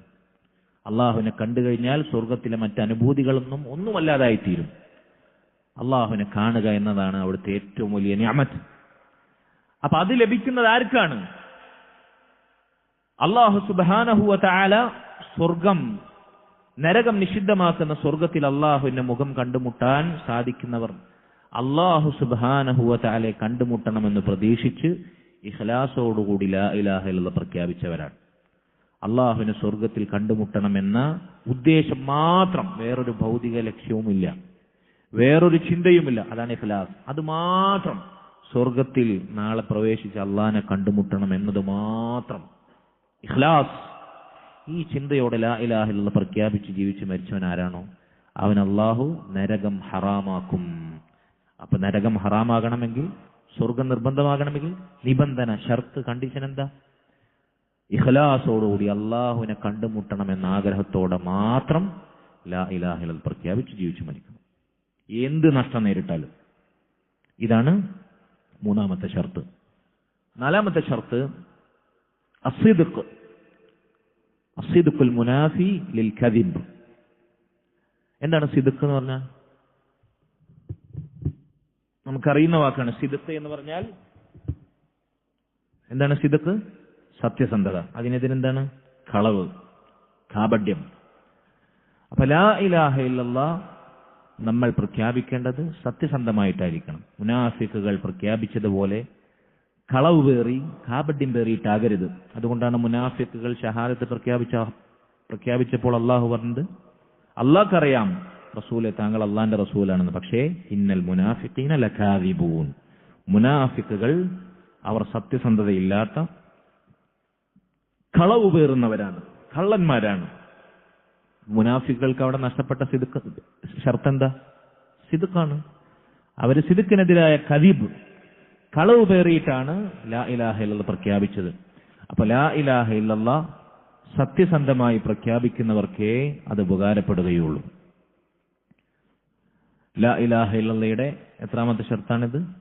നാലാമത്തെ ഷർത്ത്. ഹദീസിലും ഇതിന് ഒരുപാട് തെളിവുണ്ട്. ഞാൻ വളരെ പ്രധാനപ്പെട്ട തെളിവ് മാത്രം പറഞ്ഞ് ചുരുക്കുകയാണ്. അഞ്ചാമത്തെ കാര്യം, അഞ്ചാമത്തെ ഷർത്ത്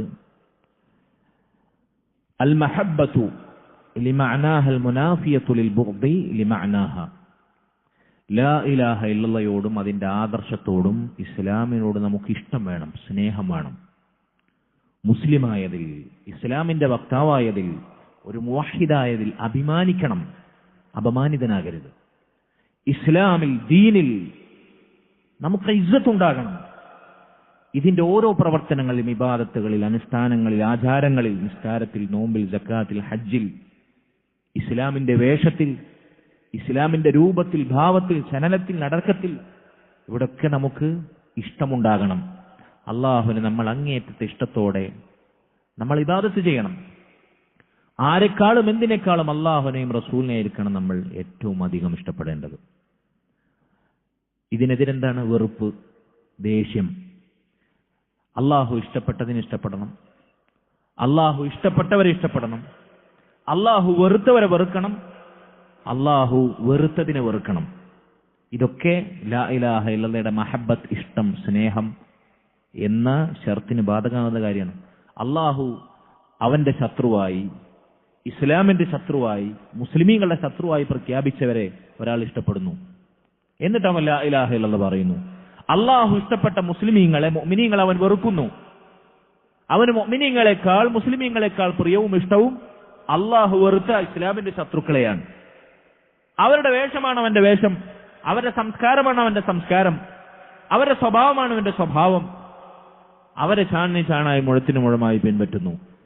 അവന്റെ ജീവിതത്തിൽ ഇസ്ലാമോ മുസ്ലിമീങ്ങളോ യാതൊരു സ്ഥാനവും ഇല്ല അതിനൊന്നും. ലാ ഇലാഹ ഇല്ലല്ലാഹയോടുള്ള മഹബ്ബത്ത്, സ്നേഹം, ഇഷ്ടമെന്ന ഷർത്തിന്, നിബന്ധനക്ക് ഭംഗം വരുന്ന, കോട്ടം വരുന്ന ചില ഉദാഹരണങ്ങളാണ് ഞാൻ പറഞ്ഞത്. ലാ ഇലാഹ ഇല്ലല്ലാഹയോട്, അതിന്റെ ആദർശത്തോട് ഇഷ്ടമുള്ളവർ, മഹബ്ബത്ത് എന്ന ഷർത്ത് പാലിക്കുന്നവർ അതിനേക്കാൾ മറ്റൊന്നിന് സ്ഥാനം നൽകുകയില്ല. ദീനിനേക്കാൾ, ദീനിന്റെ താല്പര്യങ്ങൾക്കാൾ, ദീനിന്റെ ഇഷ്ടത്തെക്കാൾ, അള്ളാഹുവിന്റെയും റസൂലിന്റെയും ഇഷ്ടത്തെക്കാൾ സ്വന്തം ഇഷ്ടം, ഇത് വളരെ പ്രധാനപ്പെട്ട ഒരു കാര്യമാണ്. എന്റെ സ്വന്തം ഇഷ്ടം, എന്റെ സ്വന്തം ആഗ്രഹം, താല്പര്യം, സ്വപ്നം, അഭിലാഷം, അംബീഷൻ അള്ളാഹുവിന്റെ, ദീനിന്റെയും അള്ളാഹിന്റെയും റസൂലിന്റെയും താല്പര്യങ്ങൾക്കെതിരാണ്, ദീനിന്റെ അധ്യാപനങ്ങൾക്കെതിരാണ്. ലാ ഇലാഹ ഇല്ലല്ലാഹ് സാർത്ഥകമാക്കുന്നവൻ എന്താ ചെയ്യേണ്ടത്? ദീനിന്റെ താല്പര്യങ്ങൾക്ക് പ്രയോറിറ്റി കൊടുക്കണം, പ്രിഫറൻസ് കൊടുക്കണം, മുൻഗണന കൊടുക്കണം. എനിക്ക് ഏറ്റവും ഇഷ്ടപ്പെട്ട കാര്യം അള്ളാന്റെ ദീനിൽ ഏറ്റവും വെറുക്കപ്പെട്ട കാര്യമാണ്. എന്ത് ചെയ്യണം? എന്റെ ഇഷ്ടത്തെ മാറ്റി അള്ളാഹു സുബ്ഹാനഹു വ തആല വെറുത്തതാണ് എന്നുള്ള ബോധത്തോടെ ഒഴിവാക്കണം. മനസ്സിലായോ? ഇതൊക്കെ ലാ ഇലാഹ ഇല്ലല്ലാഹയുടെ മഹബ്ബത്ത് എന്ന ഷർത്തിന് ബാധകമാകുന്ന ചില ഉദാഹരണങ്ങളാണ്. ഇതാണ് അഞ്ചാമത്തെ കാര്യം. ലാ ഇലാഹ ഇല്ലല്ലാഹ് അറിയിക്കുന്ന താല്പര്യങ്ങളോട് യാതൊരു വെറുപ്പോ വിദ്വേഷമോ പാടുകയില്ല. ഇപ്പൊ നിസ്കരിക്കും, കുട്ടികൾ നിസ്കരിക്കും. എന്റെ മുമ്പിൽ പ്രായപൂർത്തിയായ കുട്ടികളുണ്ട്, തമീസെത്തിയ 10 വയസ്സായാൽ നിസ്കരിച്ചില്ലെങ്കിൽ അടിക്കണം എന്ന് പറയപ്പെട്ട പരിധിയിലുള്ള കുട്ടികളുണ്ട്. റസൂലുള്ളാഹി സ്വല്ലല്ലാഹു അലൈഹി വസല്ലം കുട്ടികളെ ഏറ്റവും ഇഷ്ടമുള്ള നബി സല്ലല്ലാഹു അലൈഹി വസല്ലം കുട്ടികൾ 10 വയസ്സായിട്ട് നിസ്കരിച്ചിട്ടെങ്കിൽ അടിക്കാൻ പറഞ്ഞു. അങ്ങനെ ഒരു കാര്യങ്ങൾ നിസ്കാരം മാത്രമാണ്. ആ നിസ്കാരത്തിന്റെ വിഷയത്തിൽ ഇന്ന് മുസ്ലിം ഉമ്മത്തിലെ കുട്ടികളും രക്ഷിതാക്കളും എവിടെയാണ്? നിസ്കരിക്കാത്ത മക്കളെ ഓരോ വക്തിന് നിസ്കരിച്ചോടാ എന്ന് അന്വേഷിക്കുന്ന എത്ര മാതാപിതാക്കളുണ്ട് നമ്മുടെ സമൂഹത്തിൽ, മുസ്ലിം ഉമ്മത്തിൽ. ഈ 1 കിലോമീറ്റർ ചുറ്റളവിൽ നമ്മളെ മസ്ജിദ് ഒരു സെന്റർ പോയിന്റ് ആക്കി ഒരു സർക്കിൾ അങ്ങ് വരച്ചാൽ ഇവിടെ എത്ര മുസ്ലിമീങ്ങളുണ്ട്, എത്ര വീടുകൾ കൃത്യമായി ഉമ്മയും ഉപ്പയും മക്കളും നിസ്കരിക്കുന്ന എത്ര മുസ്ലിം വീടുകളുണ്ട്. യാ സുബ്ഹാനല്ലാഹ്, എന്തിഷ്ടമാണ് ഇസ്ലാമിന്റെ സ്തംഭങ്ങളിൽ സ്തംഭമായ നിസ്കാരത്തിനോട് വരെ നമുക്കുള്ളത്. നമുക്കത് മടിയാണ്, അലസതയാണ്, വെറുപ്പാണ്. എന്നാൽ ഇസ്ലാം വെറുത്ത, അള്ളാഹും റസൂലും നിഷിദ്ധമാക്കിയ ഹറാമായ എന്തൊക്കെയാണ് വീട്ടിൽ അരങ്ങുവാഴുന്നത്, എന്തൊക്കെ വൃത്തികേടുകളാണ് വീട്ടിൽ അരങ്ങുവാഴുന്നത്. ഒരു മുസ്ലിമിനെയും കാഫിറിനെയും വേർതിരിച്ച് മനസ്സിലാക്കാൻ പറ്റാത്ത രൂപത്തിൽ, മുസ്ലിമാണെങ്കിലാണല്ലോ സലാം പറയാം, കാഫിറിനോട് മുശ്രിക്കിനോട് അങ്ങോട്ട് സലാം പറയാൻ പറ്റൂല. എങ്ങനെ വേർതിരിച്ചറിയും? ഇന്നത്തെ കാലത്ത് ഈ ന്യൂജൻ യുഗത്തിൽ ഇന്നത്തെ ചെറുപ്പക്കാരെയും മുസ്ലിം നാമധാരികളെയും കണ്ടാൽ എങ്ങനെയാണ് വേർതിരിക്കുക? കോലത്തിലും നടത്തത്തിലും വേഷത്തിലും രൂപഭാവങ്ങളിലും അവരെ പോലെയാണ്. എങ്ങനെ വേർതിരിക്കും? ആണിനെയും പെണ്ണിനെയും തന്നെ വേർതിരിക്കാൻ പറ്റുന്നില്ല ഇവിടെ. ലാ ഹൗല വലാ ഖുവത ഇല്ലാ ബില്ലാഹ്. ആണേത് പെണ്ണേതാണെന്ന് മനസ്സിലാവുന്നില്ല. മുസ്ലിം ഉമ്മത്തിലെ ന്യൂജൻ ചെറുപ്പക്കാരുടെ വിഷയത്തിൽ, വിദ്യാർത്ഥികളുടെ വിഷയത്തിൽ ലാ ഹൗല വലാ ഖുവത. ആണും പെണ്ണും ഒരേപോലെ വേഷം കെട്ടുന്ന, അഭിശപ്തരായി, അള്ളാഹു ശപിച്ച വർഗമായി മുസ്ലിം ഉമ്മത്ത് ഇങ്ങനെ തരംതാണ് പോയിക്കൊണ്ടേയിരിക്കും. ഭൗതികമായി വലിയ ഉയർച്ചയിലാണ് പോലും. മലപ്പുറം ജില്ലയിലാണ് പോലും വിദ്യാഭ്യാസ രംഗത്തെ വലിയ പുരോഗതി. എന്താണ് സഹോദരങ്ങളെ ഇസ്ലാമിൽ, ദീനിൽ അഭിമാനബോധമില്ലാതെ അപമാനിതരായി ജീവിച്ചിട്ട് എന്ത് കാര്യമാണുള്ളത്? എങ്ങനെ സ്വർഗം വെട്ടിപ്പിടിക്കാനാണ് നമുക്ക്? ലാ ഹൗല വലാ ഖുവത ഇല്ലാ ബില്ലാഹ്. അതുകൊണ്ട് ലാ ഇലാഹ ഇല്ലല്ലാഹയോടുള്ള ഇഷ്ടം, ഇസ്ലാമിനോട്, ദീനിനോട് നമ്മുടെ അള്ളാഹുവിന്റെ ഇലാഹിയായ ആദർശത്തോട് നമുക്കുള്ള വെറുപ്പാണ് ഇതൊക്കെ നമ്മെ കൊണ്ട് ചെയ്യിക്കുന്നത്. അതിനോടുള്ള ഇഷ്ടക്കേടാണ്. അവിടെ നഷ്ടപ്പെടുന്ന ഷർത്ത് ഏതാണ്? മഹബത്താണ്. അഞ്ചാമത്തെ കാര്യം അതാണ്. ആറാമത്തെ കാര്യം അൽ ഖബൂൽ. എന്താണ് ഖബൂൽ എന്ന് പറഞ്ഞാൽ? സ്വീകരിക്കുക, സ്വീകാര്യത. ലാ ഇലാഹ ഇല്ലല്ലാഹ് അറിയിക്കുന്ന ഇസ്ലാമിന്റെ അധ്യാപനങ്ങൾ അത് സമ്പൂർണമായി നമ്മൾ സ്വീകരിക്കാൻ തയ്യാറാകണം, ആക്സെപ്റ്റ് ചെയ്യണം. ഈ എക്സെപ്ഷൻ എവിടെ നടക്കുക? സ്വീകാര്യത എന്ന് പറഞ്ഞാൽ ആദ്യം നമ്മുടെ ഹൃദയത്തിൽ അള്ളാഹു പറഞ്ഞു, അവന്റെ റസൂല് പറഞ്ഞു എന്ന് പറഞ്ഞാൽ ഹൃദയം കൊണ്ടത് സ്വീകരിക്കാനുള്ള വിശാലത നമുക്കുണ്ടാകണം. അതെന്താ അങ്ങനെ? അതിപ്പോ നടപ്പിലാവില്ല, ഇക്കാലഘട്ടത്തിൽ യോജിക്കില്ല, അത് പുരോഗമനത്തിനെതിരാണ്, അത് സ്വാതന്ത്ര്യം ഹനിക്കലാണ്. അങ്ങനെയൊക്കെ നോക്കിയാൽ ജീവിക്കാൻ പറ്റുമോ കൂട്ടരെ? ഇങ്ങനത്തെ ദുർന്യായങ്ങളും യുക്തി കൊണ്ടും ബുദ്ധി കൊണ്ടും ശാസ്ത്രം കൊണ്ടൊക്കെ അളന്ന് പോസ്റ്റ്മോർട്ടം ചെയ്ത് സ്കാൻ ചെയ്ത് ഇങ്ങനെ അള്ളാഹുവിന്റെ ദീനിന്റെ ഒരു കൽപ്പന, അതല്ലെങ്കിൽ ഒരു നന്മ, അതല്ലെങ്കിൽ ഒരു വിലക്ക്, ഇതിനെ ഈ രൂപത്തിൽ സമീപിക്കുന്നവർക്ക് നഷ്ടപ്പെടുന്നത് ഈ ഷർത്താണ്, ഖബൂൽ. അതിനെതിരായത് എന്താണ്? റദ്ദ്, തള്ളുക. അതൊക്കെ ഉണ്ടാവും, അത് നമുക്ക് അംഗീകരിക്കാൻ പറ്റൂല. സ്വഹീഹ് ബുഖാരിയിലുണ്ട്, മുസ്ലിം, അങ്ങനെ ഹദീസ് പലതും ഉണ്ടാവും. അങ്ങനെയൊക്കെ നോക്കി ജീവിക്കാൻ പറ്റുള്ളൂ? ആരപ്പൊക്കെ ചെയ്യാത്തത്? ആരപ്പത് ചെയ്യുന്നത്? ഓ വലിയ മുത്തഖി, ഓ വലിയ ദീനി, ഓ വലിയ സദാചാരവാദി, അല്ലെ? നന്മ കൽപ്പിച്ചാൽ തിന്മ വിലക്കിയാൽ കിട്ടുന്ന ബ്രാൻഡ് നെയിംസ് ആണ് ഇതൊക്കെ. അപ്പൊ ഇതെല്ലാം നഷ്ടപ്പെടുന്നത് ഖബൂൽ എന്ന ഷർത്തിനെ നഷ്ടപ്പെടുത്തുമ്പോഴാണ്. സഹോദരങ്ങളെ, ഈ ഖബൂൽ എന്ന ഷർത്ത് അത് നമ്മുടെ ജീവിതത്തിൽ നടപ്പിലാക്കാൻ രണ്ടു കാര്യങ്ങൾ നമ്മൾ ശ്രദ്ധിക്കണം. ഞാൻ പെട്ടെന്ന് അവസാനിപ്പിക്കാം. ഖബൂൽ എന്ന ഷർത്ത് നമ്മുടെ ജീവിതത്തിൽ നടപ്പിലാക്കാൻ നമ്മൾ രണ്ടു കാര്യങ്ങൾ ശ്രദ്ധിക്കണം. ഒന്ന്, അള്ളാഹുവിന്റെ റസൂൽ സ്വല്ലല്ലാഹു അലൈഹി വസല്ലം അവിടുന്ന് അറിയിച്ചു തന്ന അള്ളാഹുവിന്റെ ഖുർആൻ, അതിലൂടെ അള്ളാഹു നമ്മെ അറിയിച്ച എന്തൊക്കെ കാര്യങ്ങളുണ്ടോ, ഓതന്റിക്കായി പ്രമാണബന്ധിതമായി സ്ഥിരപ്പെട്ട, ഖുർആനിലും സുന്നത്തിലും സ്ഥിരപ്പെട്ട എന്തൊക്കെ കാര്യങ്ങളുണ്ടോ, അത് നമ്മുടെ ബുദ്ധിക്ക് യോജിച്ചാലും ശരി, ഇല്ലെങ്കിലും ശരി. ഞാൻ മുമ്പ് പലപ്പോഴും ഉദാഹരണം പറഞ്ഞിട്ടുണ്ട്. ഈച്ച വെള്ളത്തിൽ വീണാൽ അതിനെ മുക്കിയെടുത്ത് അതേ വെള്ളം കുടിക്കണമെന്ന് റസൂലുള്ളാഹി സ്വല്ലല്ലാഹു അലൈഹി വസല്ലം പഠിപ്പിച്ചിട്ടുണ്ട്. ഈച്ച വെള്ളത്തിൽ വീണാൽ. ഇത് ബുദ്ധി കൊണ്ടളന്ന മോഡേൺ ഇസ്ലാമിസ്റ്റുകൾ അത് ശരിയല്ല, അത് ബുദ്ധിക്ക് യോജിക്കാത്ത ഹദീസാണെന്ന് പറഞ്ഞാൽ ഹദീസിനെ തള്ളിയൊരു കാലമുണ്ടായിരുന്നു. വിദൂരമല്ല കാലം, ഈ 21-ാം നൂറ്റാണ്ടിൽ. എന്നിട്ടോ പിന്നീട് സയൻസ് പഠനം നടത്തി അതിന്റെ ശാസ്ത്രീയ വശം കണ്ടെത്തി. ഈച്ചയുടെ ഒരു ചിറകിൽ വിഷാംശവും മറു ചിറകിൽ അതിനുള്ള മരുന്നുമുണ്ട്. അപ്പോൾ പിന്നീട് അത് വെള്ളത്തിൽ മുക്കിയാൽ ഇത് പരിഹരിക്കപ്പെടും, ആ വിഷാംശം പരിഹരിക്കപ്പെടും. അപ്പൊ കുടിക്കാനായി. ഇങ്ങനെ ബുദ്ധി കൊണ്ടും യുക്തി കൊണ്ടും അളന്നിട്ടേ സ്വീകരിക്കൂ. സമൂഹത്തിന് കാലഘട്ടത്തിന് അനുഗുണമായതേ ഇസ്ലാം, ഖുർആനിലൂടെ സുന്നത്തിലൂടെ സ്ഥിരപ്പെട്ട ഇസ്ലാമിന്റെ അധ്യാപനങ്ങൾ അത് ചോദ്യം ചെയ്യാതെ സമ്പൂർണമായി അംഗീകരിക്കുന്നവർ കളിയാക്കുക, അക്ഷരപൂജകർ. ഏതാണ് ഈ അക്ഷരം? ഏതാണ് ഈ പൂജ? ഇവിടുത്തെ മോഡേൺ ഇസ്ലാമിസ്റ്റുകൾ പ്രമാണങ്ങളെ സമ്പൂർണമായി സ്വീകരിക്കുന്നവരെ സമീപിക്കുന്ന അല്ലെങ്കിൽ ആക്ഷേപിക്കുന്ന ആക്ഷേപമാണ് അക്ഷരപൂജകർ. ഖുർആനും സുന്നത്തിലും പറഞ്ഞാൽ അതുപോലെ ചോദ്യം ചെയ്യാതെ പ്രമാണങ്ങൾ സ്ഥിരപ്പെട്ട ഓതന്റിക്കായ തെളിവുകൾ കൊണ്ട് സുസ്ഥാപിതമായ ദീനിന്റെ അധ്യാപനങ്ങൾ തൊണ്ട തൊടാതെ സ്വീകരിക്കുന്നവരെ കളിയാക്കുന്ന പേരാണത്. ഖുർആനും സുന്നത്തും അതിന്റെ അക്ഷരം പൂജിച്ച് അങ്ങനെ വിഴുങ്ങുന്നവർന്ന്. ലാ ഹൗല വലാ ഖുവത ഇല്ലാ ബില്ലാ. അങ്ങനെ വിഴുങ്ങാൻ തന്നെയാണ് ഇസ്ലാം പഠിപ്പിക്കുന്നത്.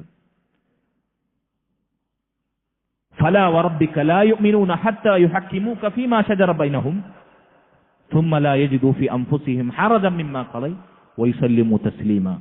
അല്ലാഹു സത്യം ചെയ്തുകൊണ്ട് പറയാണ്, നിന്റെ റബ്ബ് തന്നെയാണ് സത്യം. റസൂലേ, അവർക്കിടയിൽ എന്തെങ്കിലും ആശയക്കുഴപ്പമുണ്ടായി കഴിഞ്ഞാൽ താങ്കളെ വിധികർത്താവായി സ്വീകരിക്കുന്നത് വരെ, എന്നിട്ട് ദീനിന്റെ വിധി സ്വീകരിക്കുകയും ആ സ്വീകരിച്ച വിധിയിൽ ഒരു പ്രയാസവുമില്ലാതെ വയുസല്ലിമു തസ്ലീമ, സമ്പൂർണമായി അതിന് കീഴൊതുങ്ങുക, അതിനെ സ്വീകരിക്കുകയും ചെയ്യുന്നത് വരെ അവരാരും പൂർണ്ണ മുഅ്മിനീങ്ങളാകുകയില്ല.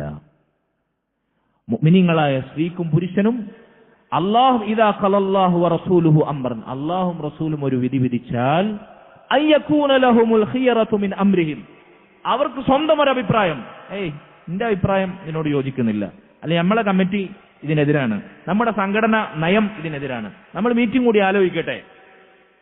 ഇങ്ങനെ സ്വന്തം അഭിപ്രായം അള്ളയും റസൂലും പറഞ്ഞു എന്ന് പറഞ്ഞാൽ മുഅ്മിനീങ്ങൾക്ക് ലാ തുഖദ്ദിമു ബൈന യദൈല്ലാഹി വറസൂലി, സൂറത്തുൽ ഹുജറാത്തിൽ 1-ാമത്തെ ആയത്താണ്. മുഅ്മിനീങ്ങളെ, നിങ്ങൾ അള്ളാഹ്ക്കും റസൂലിനും മുന്നിൽ കടക്കരുത്. എത്ര ആയത്തുകളുണ്ട്, എത്ര ഹദീസുകളുണ്ട്. എന്റെ സുന്നത്തിനോട് ആരെങ്കിലും വിമുഖത കാണിച്ചാൽ ലൈസ മിന്നി, അവൻ എന്റെ മാർഗത്തിൽപ്പെട്ടവനല്ല എന്ന് റസൂലുള്ളാഹി സ്വല്ലല്ലാഹു അലൈഹി വസല്ലം. അതുകൊണ്ട് അള്ളാഹു പറഞ്ഞു, അവന്റെ റസൂലിൽ നിന്ന് സ്ഥിരപ്പെട്ടു എന്നറിഞ്ഞാൽ മുസ്ലിമാണോ, മുവഹിദാണോ, ലാ ഇലാഹ ഇല്ലല്ലാഹ് അംഗീകരിക്കുന്നവനാണോ, സമ്പൂർണമായി അതിനെ അംഗീകരിക്കണം, സ്വീകരിക്കണം. ഇതാണ് ഒന്നാമതായി ഖബൂൽ നടപ്പിലാക്കാനുള്ള ഒന്നാമത്തെ ഘട്ടം. ഇതാണ്. രണ്ടാമതായി ലബുദ്ദ യുഖാബിൽ അൽ അഹ്കാം ബിൽ ഇൽതിസാം, ഈ ദീനിന്റെ വിധിവിലക്കുകൾ, കൽപ്പനകൾ, വിലക്കുകൾ അത് അംഗീകരിക്കാനും അതനുസരിച്ച് പ്രവർത്തിക്കാനും ഞാൻ ബാധ്യസ്ഥനാണ്, ഞാൻ അതിന് നിർബന്ധിതനാണ്, എനിക്കുമേൽ അത് നിക്ഷിപ്തമാണ്, എന്റെ നിർബന്ധമായ ബാധ്യതയാണ് എന്നവൻ ഉറച്ചു വിശ്വസിക്കണം. അത് തോന്നുന്നവർക്ക് ചെയ്യാം, തോന്നുന്നവർക്ക് ഒഴിവാക്കാം, ചെയ്യുന്നവർ ചെയ്യട്ടെ, ചെയ്യാത്തവർ ചെയ്യണ്ട, ചെയ്യാത്തവരെ വിലക്കാൻ പോണ്ട, ചെയ്യുന്നവരെ ചെയ്യാതിരിക്കാൻ അവരെ തടയും വേണ്ട. ഇങ്ങനെ ഉണ്ടല്ലോ ഒരു ഒഴുക്കൻ മട്ടിൽ. അങ്ങനെയല്ല. മുക്കല്ലഫാണോ, പ്രായപൂർത്തിയായ ബുദ്ധിയും വിവേകവും എത്തിയ പുരുഷനാണോ, സ്ത്രീയാണോ, മുസ്ലിമാണോ, അള്ളാഹു നിർബന്ധമാക്കിയതൊക്കെ അവൻ പ്രവർത്തിക്കണം, അവൻ ഹറാമാക്കിയതൊക്കെ അവൻ ഒഴിവാക്കണം. ഇത് അവന്റെ മേൽ നിക്ഷിപ്തമായ നിർബന്ധ ബാധ്യതയാണ്. അവൻ മുക്കല്ലഫാണ്. ഇതവൻ ഉറച്ചു വിശ്വസിക്കണം. എന്നിട്ട് ഇസ്ലാമിന്റെ വിധിവിലക്കുകൾ അവൻ സ്വീകരിക്കണം, ഹൃദയത്തിൽ സ്വീകരിക്കണം, നാവുകൊണ്ട് സ്വീകരിക്കണം. അതിനെ തള്ളിപ്പറയരുത്, റദ്ദ് ചെയ്യരുത്, അതിനെ തള്ളിപ്പറയരുത്, തിരസ്കരിക്കരുത്. ഇതാണ് ഖബൂൽ. അവസാനമായി ഞാൻ പറയട്ടെ, ലാ ഇലാഹ ഇല്ലല്ലാഹ് ഷർത്തുകളിൽ 7ാമത്തെ ഷർത്തായി, അവസാനത്തെ ഷർത്തായി പറയപ്പെട്ടിട്ടുള്ളത് അൽ ഇൻഖിയാദ്. എന്താണ് ഇൻഖിയാദ്? നമ്മൾ ഇസ്ലാമിന്റെ ഡെഫിനിഷൻ പറഞ്ഞപ്പോൾ അൽ ഇസ്ലാമു ലില്ലാഹി ബിത്തൗഹീദ് വൽ ഇൻഖിയാദു ലഹു ബിത്വാഅ, അനുസരണം കൊണ്ട് അള്ളാഹുവിന് വിധേയത്വം കാണിക്കണം, കീഴൊതുങ്ങണം എന്ന് പറഞ്ഞാൽ ഖബൂലിന്റെ അടുത്ത സ്റ്റെപ്പാണ് ഇൻഖിയാദ് എന്ന് പറഞ്ഞത്. ഖബൂൽ എന്ന് പറഞ്ഞാൽ എവിടെയാണ്? ഹൃദയത്തിലും നാവിലും. ഹൃദയം കൊണ്ട് സ്വീകരിക്കുന്നു, അംഗീകരിക്കുന്നു, ഉൾക്കൊള്ളുന്നു, നാവ് കൊണ്ട് അതിനെ തള്ളി പറയാതിരിക്കുന്നു. ഇൻഖിയാദ് എന്ന് പറഞ്ഞാലോ അമലുകളിലൂടെ, നമ്മുടെ ജീവിതത്തിലൂടെ അത് പ്രവർത്തനത്തിൽ സ്വാധീനിക്കപ്പെടുന്നു. ഇസ്ലാം എന്ന് പറഞ്ഞാൽ കേവലം പ്രഖ്യാപനവും അവകാശവാദങ്ങളും ഉള്ളിലുള്ള വിശ്വാസം മാത്രമല്ല. അങ്ങനെ ചില ആളുകൾ അവനെന്താണോ മുസ്ലിം അല്ലേ, അവൻ മുസ്ലിമാണെന്ന് വാദിക്കുന്നുണ്ടല്ലോ, അവന്റെ ഉള്ളിന്റെ ഉള്ളിൽ ഈമാൻ ഉണ്ടല്ലോ, താടിയിലും വേഷത്തിലും കോലത്തിലും രൂപത്തിലും ഭാവത്തിലും ഒന്നല്ലോ, ഉള്ളിലാണല്ലോ ഇസ്ലാം. അതുകൊണ്ട് പുറമേക്കൊന്നും നോക്കണ്ട, ചേലും പോലൊന്നും നോക്കണ്ട. ഈമാനിന്റെ ഡെഫിനിഷൻ തന്നെ എന്താ? ഉള്ളിലുള്ള വിശ്വാസവും നാവ് കൊണ്ടുള്ള പ്രഖ്യാപനവും ലാ ഇലാഹ ഇല്ലല്ലാഹ് സാക്ഷാത്കരിക്കണം. അത് ഇൻഖിയാദ്. പിന്നീട് അവയവങ്ങളിലൂടെ അതിന്റെ മാറ്റങ്ങൾ പ്രകടമാകണം, പ്രവർത്തനങ്ങളിലൂടെ. അതവന്റെ വേഷത്തിൽ കാണും, അവന്റെ രൂപത്തിൽ കാണും, അവന്റെ നടത്തത്തിലും ഇരുത്തത്തിലും മൗനത്തിലും ശബ്ദത്തിലും വരെ കാണും. എവിടെ കാണാത്തത്? എവിടെയാണ് ഇസ്ലാം? ഈ ഇസ്ലാമിന്റെ സ്വാധീനം, ലാ ഇലാഹ ഇല്ലല്ലാഹ് സ്വാധീനം എവിടെയാണ് നമ്മൾ പഠിപ്പിക്കാത്തത്? സഹോദരങ്ങൾ, ഒന്ന് ആലോചിച്ച് നോക്കൂ. ഭക്ഷണം കഴിക്കുമ്പോൾ ഏത് കൈ കൊണ്ട് കഴിക്കണം? ശൗചം ചെയ്യുമ്പോൾ ഏത് കൈ ഉപയോഗിക്കണം? നിന്റെ ശുചിമുറിയിൽ നീ പ്രവേശിക്കുമ്പോൾ, ടോയ്ലറ്റിൽ പ്രവേശിക്കുമ്പോൾ നീ ഏത് കാലെടുത്ത് വെക്കണം? നിന്റെ ഇണയുമായുള്ള രഹസ്യവേള നീ എന്തു മന്ത്രിക്കണം? ലാ ഹൗല വലാ ഖുവത ഇല്ലാ ബില്ലാഹ്. മഴ പെയ്താൽ, കാറ്റടിച്ചു വീശിയാൽ, ഇടിമിന്നലുണ്ടായാൽ, കോഴി കൂവിയാൽ, നായ കുരച്ചാൽ, സ്വപ്നത്തിൽ നീ ഞെട്ടി ഉണർന്നാൽ, നിനക്ക് കുട്ടി ജനിച്ചാൽ, യാത്ര അയച്ചാൽ, യാത്ര ചോദിക്കുമ്പോൾ, കണ്ടുമുട്ടിയാൽ, മരണപ്പെട്ടാൽ, രോഗിയായാൽ, വിവാഹിതനായാൽ, ഒരു പുതിയ വസ്തു വാങ്ങിയാൽ, എവിടെയാണ് ഭക്ഷണം കഴിച്ചാൽ, ഭക്ഷണത്തിൽ നിന്ന് വിരമിച്ചാൽ, വിസർജിച്ചാൽ, അവിടെ പ്രവേശിച്ചാൽ, എവിടെയാണ് ഇസ്ലാമിന്റെ അധ്യാപനമില്ലാത്തത്? ലാ ഹൗല വലാ ഖുവത ഇല്ലാ ബില്ലാഹ്. സമ്പൂർണമായി ഒരു മനുഷ്യനെ ജനിച്ചതു മുതൽ മരിക്കുന്നത് വരെ ആപാദചൂടം അവന്റെ നിമിഷാർദ്ധങ്ങളിൽ ഇസ്ലാം ഇടപെടുന്നു, അധ്യാപനങ്ങൾ കൈമാറിയിരിക്കുന്നു. അല്ലാഹുവിന്റെ റസൂൽ സ്വല്ലല്ലാഹു അലൈഹി വസല്ലം. ഇത് സ്വീകരിക്കാൻ എന്തിനാണ് നമുക്ക് മടി? എന്താണ് നമുക്ക് അലർജി? എന്തിനാണ് നമുക്ക് അലോസരം? അൽ ഇൻഖിയാദ്. പൂർണ്ണമായി അള്ളാഹു കൽപ്പിച്ചത് പ്രവർത്തിക്കുക, വിലക്കിയത് ഒഴിവാക്കുക. പ്രവർത്തനങ്ങളിലൂടെ, അമലുകളിലൂടെ ലാ ഇലാഹ ഇല്ലല്ലാഹ് സാക്ഷാത്കരിക്കുക. ഇതാണ് അവസാനത്തെ ഷർത്ത്.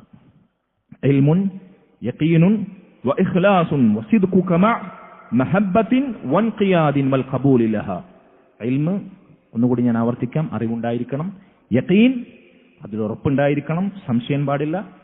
മൂന്നാമത് നമ്മൾ എന്താ പറഞ്ഞ? ഇഖ്ലാസ്, അള്ളാഹുവിന് വേണ്ടി മാത്രം, സ്വർഗം മോഹിച്ചുകൊണ്ട് മാത്രം, ശിർക്കിന്റെ യാതൊരു കറയും ഭൗതികമായ ലാഭേച്ഛയുമില്ലാതെ ഇഖ്ലാസോടുകൂടിയായിരിക്കണം. നാലാമതായി സിദ്ഖ്, യാതൊരു കളവോ കാപട്യവുമില്ലാതെ സത്യസന്ധമായി ഹൃദയം തൊട്ട് പ്രഖ്യാപിക്കണം. അഞ്ചാമത്തേത് മഹബ്ബ, ലാ ഇലാഹ ഇല്ലല്ലാഹ്, അത് അറിയിക്കുന്ന ആദർശത്തെയും ഇസ്ലാമിനെയും അള്ളാഹുവിനെയും റസൂലിനെയും ദീനിനെയും ആരെക്കാളും ഇതിനേക്കാളും സ്നേഹിക്കണം. വെറുപ്പുണ്ടാകാൻ പാടില്ല, ദ്വേഷമുണ്ടാകാൻ പാടില്ല. പിന്നീട് അൽ ഖബൂൽ, ഹൃദയം കൊണ്ട് നാവ് കൊണ്ട് അത് സ്വീകരിക്കണം, തള്ളിപ്പറയരുത്, തിരസ്കരിക്കരുത്. ഏഴാമതായി ലാ ഇലാഹ ഇല്ലല്ലാഹ് അറിയിക്കുന്ന ദീനിന്റെ താല്പര്യങ്ങൾക്കൊത്ത് പ്രവർത്തിക്കണം, ഹറാമുകൾ ഒഴിവാക്കണം, വാജിബായ നിർബന്ധമായ കാര്യങ്ങൾ പ്രവർത്തിക്കണം. അമൽ കൊണ്ട് അള്ളാഹുവിന് വിധേയത്വം കാണിക്കണം. ഹാദാ വല്ലാഹു തആല അഅലം വസല്ലല്ലാഹു വസല്ലമ ബാറക അല നബീന മുഹമ്മദിൻ വഅലാ ആലിഹി വസഹ്ബിഹി അജ്മഈൻ. സുബ്ഹാനകല്ലാഹുമ്മ വബിഹംദിക് അഷ്ഹദു അൻ ലാ ഇലാഹ ഇല്ലാ അൻത അസ്തഗ്ഫിറുക വഅതൂബു ഇലൈക്. അസ്സലാമു അലൈക്കും വറഹ്മത്തുള്ളാഹി വബറകാതുഹു.